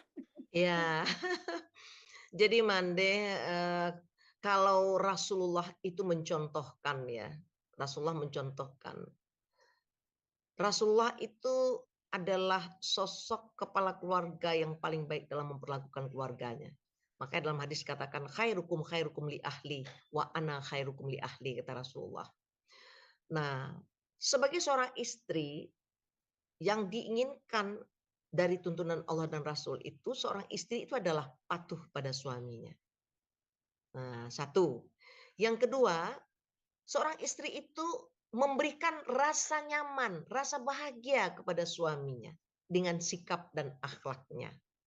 Nah, seorang istri itu menjaga harta suaminya di belakang suaminya. Seorang istri itu menjaga aib suaminya. Seorang istri itu mengurus anak-anaknya, mendidik anak-anaknya menjadi anak yang solehah dan yang solehah. Karena apa? Al-ummu madrasah. Ibu itu adalah madrasah. Nah, lalu bagaimana dengan tugas-tugas rumah tangga? Rasulullah sendiri di dalam prakteknya kepada istri-istri beliau tidak membuat adanya dikotomi tugas-tugas rumah tangga. Jadi selain dari yang tadi, itu merupakan tugas berdua. Gitu. Suami istri bersama-sama menjadi partner untuk mengurus rumah tangga. Nah, jadi tidak hanya menjadi tugas istri sebagai tugas domestik istri semua gitu ya. Semuanya istri, memasak istri, apa semua istri. Ya, tidak demikian. Jadi apa suami nggak boleh memandikan anak? Boleh dong. Apa suami nggak bisa menyuapin anak? Boleh dong. Apa suami nggak bisa juga membantu memasak? Boleh dong bantu istri memasak. Nah, jadi semua tugas-tugas rumah tangga itu menjadi urusan berdua suami istri. Kenapa? Ketika seorang suami ya membebani istri dengan tugas-tugas rumah tangga yang sangat-sangat berat, itu dosa lagi loh buat suami. Nah, itu dosa lagi buat suami. Nanti di akhirat kelak suami akan dipertanyakan juga oleh Allah. Nah, makanya jadi istri tugas kita lakukan. Bagaimana kita patuh kepada suami, bagaimana kita membuat suami itu nyaman dengan akhlak kita. Tentu jadi istri, mulut kita bukan mulut yang judes, kan gitu Mande. Jadi istri, mulut kita bukan mulut yang kasar gitu ya. Nah, kemudian bagaimana menjaga aib suami. Jangan sampai aib suami diceritakan kepada orang lain. Nah, ini tugas-tugas mulia seorang istri. Tapi hari ini Mande, yang banyak terjadi kalau di Indonesia, ini kalau di Minang ini, contoh di Minang ini, yang banyak terjadi itu justru memang banyak suami yang memperlakukan istri itu yaitulah seperti ya istilah kasarnya sebagai babu terhormat. Semua istri melakukan. Istri harus memasakkan untuk dia, melayani dia, mencuci pakaian untuk dia, mengurus dia, semuanya. Dia cuma cari nafkah doang gitu. Nah, akhirnya apa? Istri merasa sangat-sangat berat dengan tugas-tugas yang dia lakukan itu. Nah, ini sebenarnya tugas yang tidak seimbang gitu ya. Nah, jadi bagaimana tugas-tugas rumah tangga itu tetap dihandle berdua. Mendidik anak dihandle berdua. Mengurus anak dihandle berdua. Mengurus rumah tangga juga dihandle berdua. Membersihkan rumah kan bisa berdua. Bukan hanya istri yang membersihkan rumah. Nah, suami juga bisa. Nah, jadi itu ya, Mandeh Ben. Ya, terima kasih Ustazah Dr. Usnatni.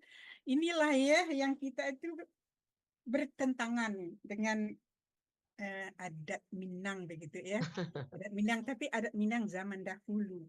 Itu Ya. gengsi. Suami kalau ikut membantu pekerjaan rumah tangga itu tuh ada gengsi begitu ya. Ya. Nah, ini mungkin, tetapi di zaman sekarang karena istri juga sudah keluar, bertugas, kerja dan segala macamnya, pengertian yang begitu sudah saling berbagi itu gitu ya. Jadi kita perlu perhatikan ini mande-mande kita orang Minang, nah bagaimana menimbanginya insya Allah. Jadi Mande, saya kalau kepada calon pengantin yang disuruh ke rumah sebelum menikah oleh orang tuanya, saya kan berikan wejangan dulu bagaimana dia masuki dunia perkawinan itu yang Islami seperti apa gitu. Itu saya sampaikan. Pertama tujuan menikah itu memang dalam rangka beribadah kepada Allah, menjadikan rumah tangga sebagai lahan amal saleh. Maka ketika kita ijab kabul, setelah kita resmi menjadi suami istri, kita kedua-duanya berlomba-lomba banyak terlibat mengurus rumah tangga. Itulah anak amal soleh buat kita berdua gitu loh. Semakin banyak keterlibatan kita mengurus rumah tangga, semakin besar amal soleh untuk kita. Nah, ini yang sebenarnya yang harus dipahami. Jadi berlomba-lomba bagaimana kita menjadi yang terbaik dalam mengurus keluarga. Nah, ini sebenarnya pemahaman hakikatnya yang harus sampai kepada pasangan-pasangan anak-anak muda yang sekarang menikah. Ya, anak-anak kita gitu. Tanya lagi ya, Ustazah, sehubungan dengan wejangan sebelum menikah itu, apakah kami di sini nggak tahu ya, apakah kita di Indonesia sudah ada ini dijadikan perda itu peraturan daerah? Karena kalau tanpa ada sesuatu yang diwajibkan itu banyak orang yang tidak mengindahkannya gitu. Sampai di mana perlakuan atau pencerahan apa namanya ya, kultum apa gitu, nasihat Susyatin ya, Susyatin. Ya, bagaimana di Indonesia? Ya, jadi gini, Mandeh, di Indonesia sebenarnya sudah ada undang-undang yang dibuat, dilaksanakan Susyatin di kantor KUA. Tapi pada prakteknya Susyatin dilakukan itu tidak memberikan pembekalan pranikah lengkap gitu ya untuk calon pengantin. Nah, yang ada ya sekedar mungkin pertanyaan disuruh baca Quran, bisa nggak baca Quran, emang siap untuk menikah dengan itu, ya nanti paling hanya beberapa menit lah kasih wejangan. Itu sangat-sangat simpel gitu. Sesuatu yang sebenarnya tidak banyak membantu mereka masuk ke dunia pernikahan. Makanya para orang tua kemudian meminta saya untuk bisa memberikan bekal terhadap pernikahan, bagaimana mereka meluruskan tujuan mereka menikah tadi dalam rangka mengabdi kepada Allah, bagaimana mereka membangun rumah tangga sakinah dengan mengembangkan sikap saling sesuai dengan konsep Islam, bagaimana mereka ketika ada masalah, bagaimana mereka harus menyikapi, bagaimana mereka kemudian menempatkan diri di tengah-tengah keluarga besar gitu ya. Nah, maka banyak hal yang saya bisa berikan, ya bisa nanti berlangsung 1,5 jam, 2 jam gitu. Kalau yang di Sumatera Barat itu kan langsung ke rumah saya, biasanya datang ke rumah gitu ya, cari waktu, kita bikin janji. Tapi kalau yang dari luar, dari Singapura atau dari kemarin dari Chicago juga, nah itu melalui Zoom gitu, cari waktu yang tepat melalui Zoom. Saya merasa kalau penasihat pernikahan itu pada saat dia melaksanakan pernikahan itu paling bisa diberikan 10 menit, enggak cukup, enggak memadai. Jadi salah satu yang menyebabkan banyaknya perceraian itu terjadi, terutama pada pasangan usia yang muda, karena mereka enggak memahami pernikahan itu apa. Mereka masuk ke dalam lembaga pernikahan itu dengan wawasan yang sangat dangkal. Maka pada saat masuk ternyata kaget. Ada peran-peran dimainkan, kemudian ada kiat-kiat, ternyata mereka enggak tahu apa-apa tentang itu. Nah, lalu begitu mudahlah mereka untuk memutuskan berpisah itu. Nah, atau mereka konflik itu dipertahankan terus, nggak pernah ada selesai ujungnya, ya ini juga berbahaya untuk pendidikan anak dan pembentukan kepribadian anak. Nah, jadi bercerai ataupun mempertahankan konflik itu sama aja beratnya itu untuk pembentukan kepribadian anak. Nah, kalau di Malaysia itu sudah ada Mandeh, ada undang-undang di sana yang membuat aturan mereka harus ikut training dulu. Ada apakah seminggu atau berapa training, nanti udah lulus training itu baru mereka bisa untuk berlanjut kepada proses pencatatan pernikahan ya, proses persiapan pernikahan. Nah, itu di Malaysia, tapi di Indonesia itu nggak sampai ke sana. Ini lumayan, ini Monday 300 orang yang pengikut radio kita ini. Hari ini ya malam ini saya baca di ini. Berkah Ustazah. Sebentar sedikit lagi, Kadang-kadang kita sebentar kadang-kadang kita menghadiri pesta pernikahan itu seperti mendengar nasihat itu seperti memperbaharui lagi nih kehidupan rumah tangga gitu. Nikmat terasa gitu Ustazah. Amandemen masih ada, ini udah ada yang. Iya, benar gini ya. Dr. Ulfatmi, kita di Mandeh Minang Mancanegara ini sudah lama mau mengusul begitu ya, supaya pencerahan pernikahan sebelum menikah ini dijadikan suatu undang-undang. Jadi perginya itu kan Kementerian Agama begitu, Ustazah. Walaupun itu ya, bukan hanya agama Islam saja, semua agama harus begitu.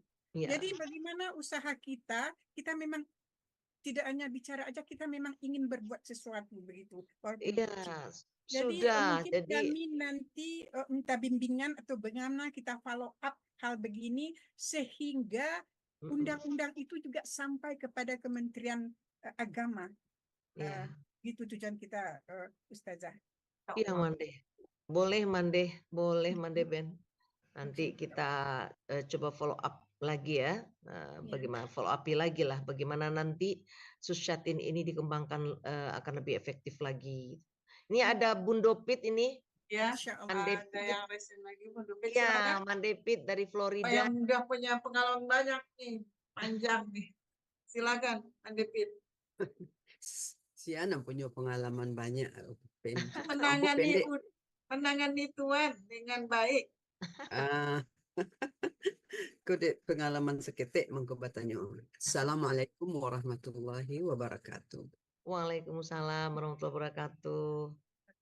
Ustazah, masalah hambo kini ko. Iya. Kebetulan ko, Ha-ha. sampai hari nan lewat, sedang mengumpuan buku, tapi membacanya alun telaki lah. Kok kebetulan. Maaf nih, Ustazah bisa bahasa Minang apa enggak? Mungkin Oh bahasa bisa Mate, memang awak orang Indonesia. Minang. Kita bahasa Indonesia. Rencana tadi Iya. mau bahasa Indonesia. Ndaba mundo pit rancak bahasa Minang. Lihat raso kental Minangnya. Tidak sengaja, maaf. Jadi bundo, ndaba ada bundo. Tidak ada ya Ustaz. Ndaba ada bundo. Ustazah? Iya. Masalah hambo kini kok agak tidak barik dah, cuman lah menjadi beban di pikiran. Iya. Yang pertama, ambo di Siko sampai saatku masih seorang orang Minang. Banyak Iya. orang Indonesia. Jadi orang Indonesia tentu yo ada Muslim, Kristen dari Sumatera Utara, Iya. dari Manado atau yang orang Tionghoa. Iya. Yang mancamehan ambo kok banyak kaum Muslim yang adalah murtad ya. Jadi yang akrab jambo adalah beberapa yang murtad.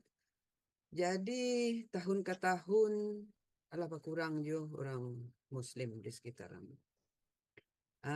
Kami arisan sekali sebulan tarik arisan. Ya.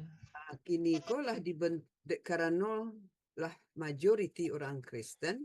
Jadi doanya lah ke orang Kristen sih. Nanawa indah diminta atau in general ya. Mari kita mulai acara berdoa menurut agama kepercayaan masing enggak dulu. Sudah itu mungkin terasa di insting kok. Akhirnya orang Kristen kok membuat Bible study tersendiri. Jadi di arisan anak doanya mendoa-doa. Itulah mendoa-doa mati. Tentu di awal ingin lo mencoba dibuat logo grup pengajian. Iya. Lain-lain saja alasan. Walaupun sekali sebulan nan sibuk karajo lah. Sudah tu nan latih lah dek double work. Kan maklum juga awak. Iya. Sementara yang grup Kristian kok aktif. Iya, intens ya. Ya, pengajian bulannya. Jadi 2 bulan yang lewat, ambo diundang. Bunda datanglah. Jadi tak pikir aku, mungkin kesempatan mencari apa kuncinya di mereka aku bisanya menarik kaumnya. Rami-rami datang. Ini pindah-pindah rumah dari rumah Siko ke situ. Hadirlah ambo di situ sebagai penyimak saja. Jadi kalau orang tu cuma nyanyi-nyanyi, mendoa-doa, awak mendoa lo dalam hati awak surang. Iya. Sudah tu takana ketika ketek. Kami kau di kampung tidak boleh masuk ke gereja. Mandang-mandang kaji pastor pun tidak do godoh. Iya. Itu di Bukit Tinggi ya dikurai pun do. Kebetulan ambo dikirim di orang tua ke sekolah Katolik. Tetapi pelajaran agama di SMP 1 di Badakean. Iya. Jadi adalah fair deal ya. Nah pertanyaan kini kok Dek takkan nak masuk ketek, awak tak boleh masuk gereja atau jadi kami tak tahu tu dah apa nan dikaji orang tu nak jaleh tu dah. Ya. Akhirnya kau dek acuk tadangan yang tak sengaja ala jaleh yo. Lagian lah ada keinginan untuk tanya bedanya Bible, Torah jo Islam ya. Di rumah pun cukup sadanya. Jadi ikut sebagai pengetahuan. Menurut agama awak ikut pasif pendengar di Bible study kau kan tak ada nak Ustazah? Oke, itu pertanyaan Mandeh ya. Iya. Oke. Jadi di dalam surat Al-Kafirun itu Mandeh itu jelas itu lakum dinukum waliyadin. Waliyadin. Bagimu agamamu, bagiku agamaku. Agamaku. Batas dari lakum dinukum waliyadin itu kita boleh bersilaturahmi dengan mereka sebatas hanya menjaga hubungan persaudaraan sama manusia. Tetap perlu kebaik. Jadi kita tidak menyakiti dia, kita tidak menyinggung perasaannya. Tetapi jika yang menyangkut tadi hal-hal yang berbau peribadatan, ya termasuk tadi pengajian-pengajian Bible, kemudian dia beribadat di gereja, nah atau dia merayakan Natal, yang berbau seperti itu, kalau kita masuk di dalamnya, berarti kita ikut membenarkan apa yang sudah menjadikan keyakinan mereka. Nah, itu yang membuat kita menjadi berdosa di sisi Allah. Nah, jadi kalau misalnya kita berteman dengan seorang Kristiani, nggak apa-apa. Kita berteman saling kiriman makanan yang dia kirimnya itu halal misalnya, yang dia kirimkan nggak apa-apa kita makan. Makan kita kirim ke dia juga seperti itu gitu. Baju kirimin pakaian misalnya, atau bertemu sama-sama makan di restoran nggak masalah. Tapi ketika misalnya Natal dia undang kita datang, nggak apa-apa kita sampaikan terima kasih undangannya gitu. Tapi saya tidak bisa datang. Nah, nggak apa-apa kita sampaikan begitu saja. Nah, tapi di lain acara Natal, tidak dalam rangka Natal itu kita berkunjung ke rumahnya boleh, tidak ada masalah. Nah, jadi bagaimana kita mencoba menggunakan konsep lakum dinukum waliyadin itu dalam bergaul dengan non-Muslim seperti yang tadi. Nah, itu salah satu yang menjadi undangan yang kedua. Saya tidak hadir dengan karena ini masih dalam pikiran ya. Jadi belum tahu apakah kalau sudah ini udah tahu apa. Salah satu alasan saya ingin hadir. Nah, saya yang dituakan di sini. Jadi supaya jangan terpecah belah, terbagi karena perbedaan kepercayaan. Di kehadiran saya pertama, mereka hormat. Malah ada 2-3 pertanyaan. Nah, saya jawab dengan baik, dengan ton yang rendah. Bagaimana? Karena diajukan bagaimana kalau menurut Islam ini, Bunda? Jadi itu paling susah juga karena saya tidak mau menyinggung perasaan mereka. Nah, jadi saya harus mencari kata-kata yang baik untuk menyampaikan seperti perbedaan. Kenapa di Islam Yesus Nabi bukan anak Tuhan. Jadi yang pertama saya kemukakan, yang pertama dalam Islam Yesus itu Isa Al-Masih. Nah, baru keterangan yang sederhana, simple. Karena kalau panjang nanti maklumlah salah satu ada yang berdarah panas langsung protes terjadi. Itu sehat diskusinya. Jadi sekarang saya sudah bisa memutuskan karena ada juga pertanyaan-pertanyaan yang menarik untuk menguji pengetahuan agama saya untuk menjawab. Terima kasih. Itu udah clear. Menghematkan waktu saya membaca karena iya Mande, Alhamdulillah, sama-sama. Alhamdulillah. Terima kasih. Gimana Mande Murni masih ada? Sudah terjawab apa yang menjadi kebimbangan. Iya. Mungkin ada lagi. Ini kesempatan ini bertemu dengan Ustazah ini kesempatan emas ini. Apalagi Ustazah memang bidang khususnya memang banyak mengenai keluarga Samawa ya Ustazah. Konsultan Keluarga Sakinah keluarga. Mawaddah Warahmah ya. Iya, Itu betul. Ustazah juga sering mengisi di Pejuang tersebut. Sebetulnya semua kita punya masalah Ustazah. Iya, betul. Punya Jadi pengen masalah. bertanya juga nih kalau ada yang belum, oh ada di meditatif, kalau ada pertanyaan lagi atau Halo, bukan bertanya, sedikit memberi apresiasi dengan rencana yang tadi mungkin dikemukakan oleh Mandeben dan juga niat dari Ustazah untuk melanjutkan apa namanya programa pre-wedding itu sebagai dasar dari pendidikan pengetahuan untuk membina keluarga yang sakinah mawaddah dan begitu pula dengan agama lain. Saya Iya. kira itu adalah apa namanya sesuatu yang harus digalakan agar anak-anak muda kita mempunyai dasar yang kokoh untuk mendirikan suatu rumah tangga karena sangat disayangkan kalau misalnya saya melihat banyak perayaan yang hebat yang luar biasa berjuta-juta apa namanya biayanya dalam setahun kedua atau bagaimana mereka sudah bubar gitu ya. Jadi Betul, betul. entah apa yang terjadi mungkin apa namanya dasarnya yang belum kokoh karena pengetahuan yang tidak apa namanya memadai karena memang kalau kita dilihat misalnya di Indonesia dengan di Eropa sudah biasa kalau suami istri itu sama-sama apa namanya mengurus rumah tangga karena dua-duanya aktif mencari rezeki ya. Ya. Nah, jadi di Eropa itu walaupun orang Indonesia sudah menjadi terbiasa karena lingkungannya. Saya ingin sedikit saja bercerita. Dulu waktu saya pertama kali ke Indonesia dengan suami saya karena suami saya terbiasa menolong saya di dapur. Kami karena orang tua saya mama saya orang tertua jadi semua datang om tante. Ya. Jadi suami saya itu menolong saya di dapur untuk apa memberikan minuman apa tuh membagikan. Terus saya dipanggil sama om. Tuh katanya, nggak boleh seperti itu. Suami itu tidak boleh di dapur. Jadi apa namanya?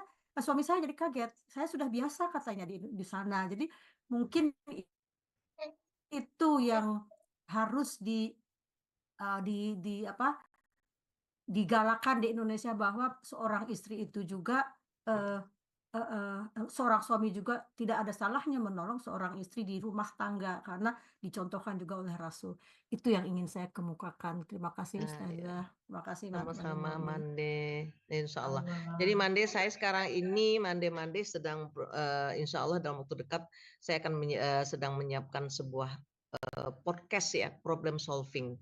Jadi podcast itu satu nanti akan ada bagiannya pembekalan pranikah untuk remaja. Kemudian ada bagian keduanya itu betul-betul problem solving dari berbagai masalah rumah tangga. Nah, mudah-mudahan nanti saya akan share ke Mande ya kalau podcast itu sudah jadi. Tapi di Instagram saya Ulfatmi Amirsyah itu mohon di like juga ada beberapa persiapan untuk podcast itu. Mungkin diawali dengan webinar, kemudian video streaming ya yang kita siapkan gitu. Karena kita berharap bisa dimanfaatkan oleh saudara kita di berbagai negara gitu ya, tidak hanya di Indonesia gitu kalau dalam bentuk podcast. Nah, mudah-mudahan ini tujuan saya juga dalam rangka seperti itu. Karena kalau hanya misalnya saya di Sumatera Barat atau nanti ada yang di beberapa daerah di Indonesia, paling yang dari luar negeri, tapi kan tidak banyak kalau saya andalkan yang saya misalnya terima paling setiap malam berapa ya saya bisa terima gitu ya di samping tugas mengajar dan sebagainya. Tapi kalau podcast itu insya Allah orang kapan saja di mana saja orang akan bisa untuk mengaksesnya gitu ya. Nah, mudah-mudahan doakan Mande semoga podcast ini jalan. Salah satunya itu dari bentuk suscatin yang lengkap itu saya berikan. Tambah nanti dengan problem solving yang memang menampilkan berbagai hal yang bisa dilakukan ketika kita punya masalah konflik dalam keluarga. Saya juga tambahkan di situ tentang juga nanti akan ada masalah co-parenting ya. Co-parenting pasca perceraian itu nanti bagaimana harusnya anak ini diasuh oleh ayah dan ibu dan dua keluarga besar. Karena di Indonesia kalau perceraian tahun 2023 itu jumlahnya di data statistik itu kalau nggak salah 26.000 lebih ya, 26.000 lebih kasus cerai gugat cerai talak. Kita nggak bisa bayangkan berapa anak korban perceraian. Rata-rata anak korban perceraian itu sangat menderita. Makanya salah satu dari podcast itu masuk tadi itu co-parenting pasca perceraian, bagaimana seharusnya itu. Karena di kantor pengadilan agama nggak ada juga layanan advokasi pasca perceraian gitu untuk suami istri yang sudah bercerai, bagaimana harusnya mereka mendidik anak, membesarkan anak, itu tuh nggak ada gitu.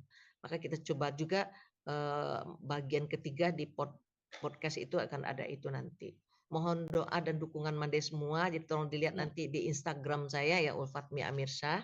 Nanti akan terlihat itu ada beberapa hal yang akan mengawali podcast ini. Siap menjadi Alhamdulillah. follower. Maaf, Ini sedikit langsung lagi kita lihat di IG pertanyaan. Ustazah nih. Maaf, Banyak video di dalamnya yang bisa kita simak. Ya, Alhamdulillah. Ya, tadi di pesan YouTube Ustazah, juga. silahkan Kalau di YouTube juga follow YouTube. ya. Ya, di YouTube saya Iya, itu juga YouTube tuh di samping lagu-lagu pop Islami, ada ceramah saya juga ada pembacaan Al-Qur'an saya surat pendek itu dengan terjemahannya. Karena emang saya mantan qari'ah jadi saya tuangkan juga di sana. Jadi mande-mande kalau ingin mengakses silakan diakses di sana, kemudian juga bisa memperbaiki yang ingin perbaiki tajwidnya gitu ya. Karena semua surat pendek. Itu juz ke-30, jadi nggak ada yang surat panjang gitu. Tadi seperti di bulan Ramadan kita mendengar Ustazah bacaan Al-Quran Ustazah, Masya Allah. Ya. Ada lagi mande-mande yang ditanyakan? Sedikit mande-mande, maaf ini Dr. Ulfatmi, Ganda. Ini jadi bagaimana wewenang seorang istri atau anak yang orang tuanya pisah? Karena kalau di negara sini, negara luar umumnya di Amerika sini itu ada hak bapak tadi membiayai anak, harus wajib. Kalau enggak kita take to court, kita bawa ke pengadilan. Jadi itu tuh harus ada. Sayang sekali ya di Indonesia juga ibu-ibu yang di sini, orang Indonesia yang menikah di sini gitu ya, dengan bapaknya orang Indonesia, itu cerai begitu saja. Tapi di sini harus dituntut begitu. Seharusnya kita perlu meningkatkan hal itu juga, Ustazah. Nah, jadi itu saja Mande, bahkan pasca perceraian itu harusnya ayah dan ibu itu tidak boleh lagi saling membenci. Ayah dan anak nggak boleh saling benci, ibu dan anak nggak boleh saling benci. Karena nggak ada mantan anak, nggak ada mantan ibu, nggak ada mantan ayah gitu ya.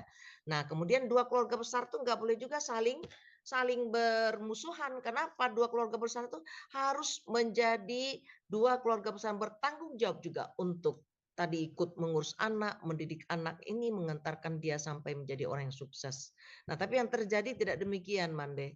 Yang terjadi ketika perceraian terjadi, hubungan ayah dan ibu putus, komunikasi putus, bahkan yang ada kebencian, permusuhan, dua keluarga besar juga bermusuhan, kasihan anak-anak. Ya, kasihan anak-anak. Nah, apalagi tadi kalau memang berbunyi di pengadilan itu ada bahwa tanggung jawab bapak memberikan, tapi dalam implementasinya faktanya itu nggak jalan.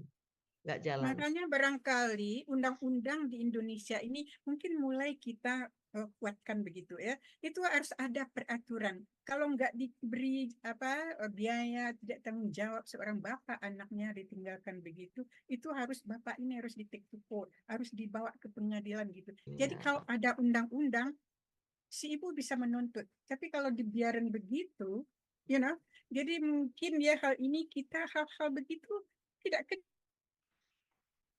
kecil, jadi mungkin kita perlu dari bidang agama juga ya, kita perlu meningkatkannya gitu, insya Allah. Nah, jadi kita berdoa kalau lah, bisa kita mudah-mudahan kerjasama, kita harus kerjasama, kalau bisa kita kerjasama Ustazah ya, kita berbuat hal yang begitu untuk berbuat sesuatu terhadap Indonesia walaupun kecil begitu ya, yang diabaikan, tetapi itu tidaklah kecil, itu adalah sangat besar.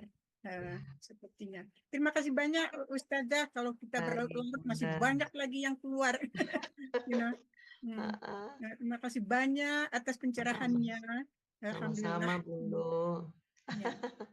Sama-sama kita berikan kepada banyak ilmu yang telah kita dapatkan dari yang telah disampaikan oleh Ustazah, dari pertanyaan-pertanyaan bunda-bunda semua, mandi-mandi semua. Kita semoga apa yang telah kita simak tadi bisa kita amalkan dalam kehidupan kita Amin, sehari-hari. amin ya Allah. Amin. Tidak ya lebih Rabbal dari ini, dari ilmu dengan banyaknya kita bertalabul ilmu ini, maka banyaklah kita menyadari apa-apa yang selama ini kita mungkin terabaikan dalam berumah tangga, dalam bersilaturahmi, bermuamalah, ya semuanya alhamdulillah telah disampaikan oleh ustazah tadi dengan sangat jelas kepada kita semua. Semoga kita bisa mengamalkannya. Amin. Kita lihat juga nih jam sudah menunjukkan hampir jam 10 malam waktu Indonesia ya Ustazah, mungkin Iya. Mandatin Mungkin menjelang Amerika ini siang, udah jam ya. berapa ya? Ya, sebetulnya Kita banyak udah lagi mungkin jam yang akan 11 ditanyakan. siang.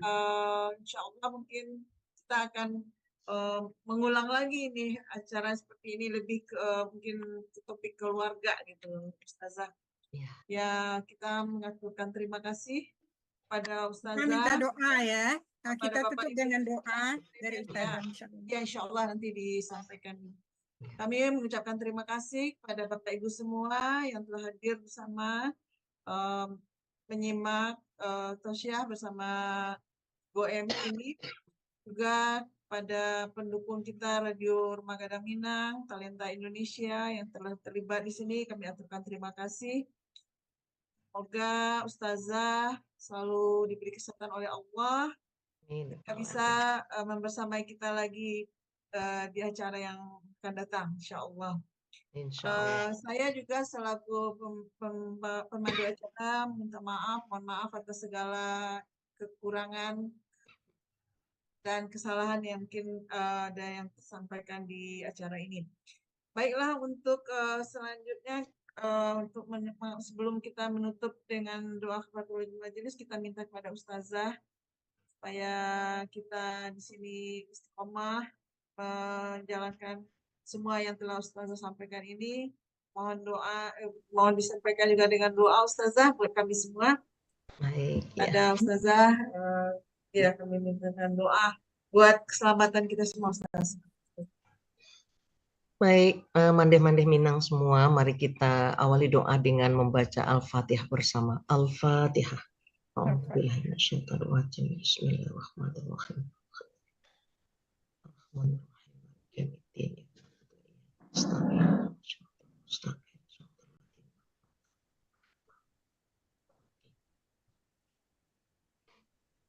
A'udzubillahiminasyaitonirrajim.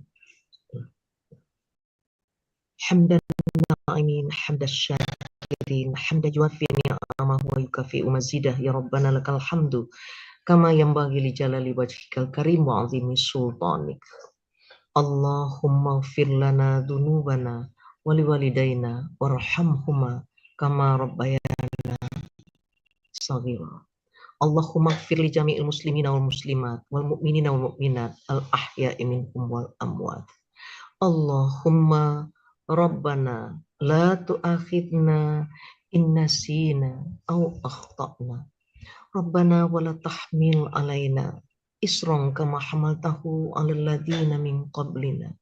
Rabbana wa la tuhammilna ma la taqata lana bih wa'fu anna waghfir lana warhamna anta maulana fansurna 'alal qaumil kafirin. Allahumma inna nas'aluka ridhaka wal jannah wa na'udzubika min sakhatika wan nar. Allahumma inna nas'aluka salamatan fid din wa afiatan fi jasadina wa ziyadatan fi ilmina wa barakatan fi rizqina wa taubatan qablal maut wa rahmatan indal maut wa maghfiratan ba'dal maut. Allahumma Rabbana hablana min azwajina wa dhurriyyatina qurrata a'yun waj'alna lil muttaqina imama. Allahumma Rabbana atina fid dunya hasanah wa fil akhirati hasanah wa qina adzabannar. Subhana rabbika rabbil izzati amma yasifun wa salamun alal mursalin walhamdulillahi rabbil alamin.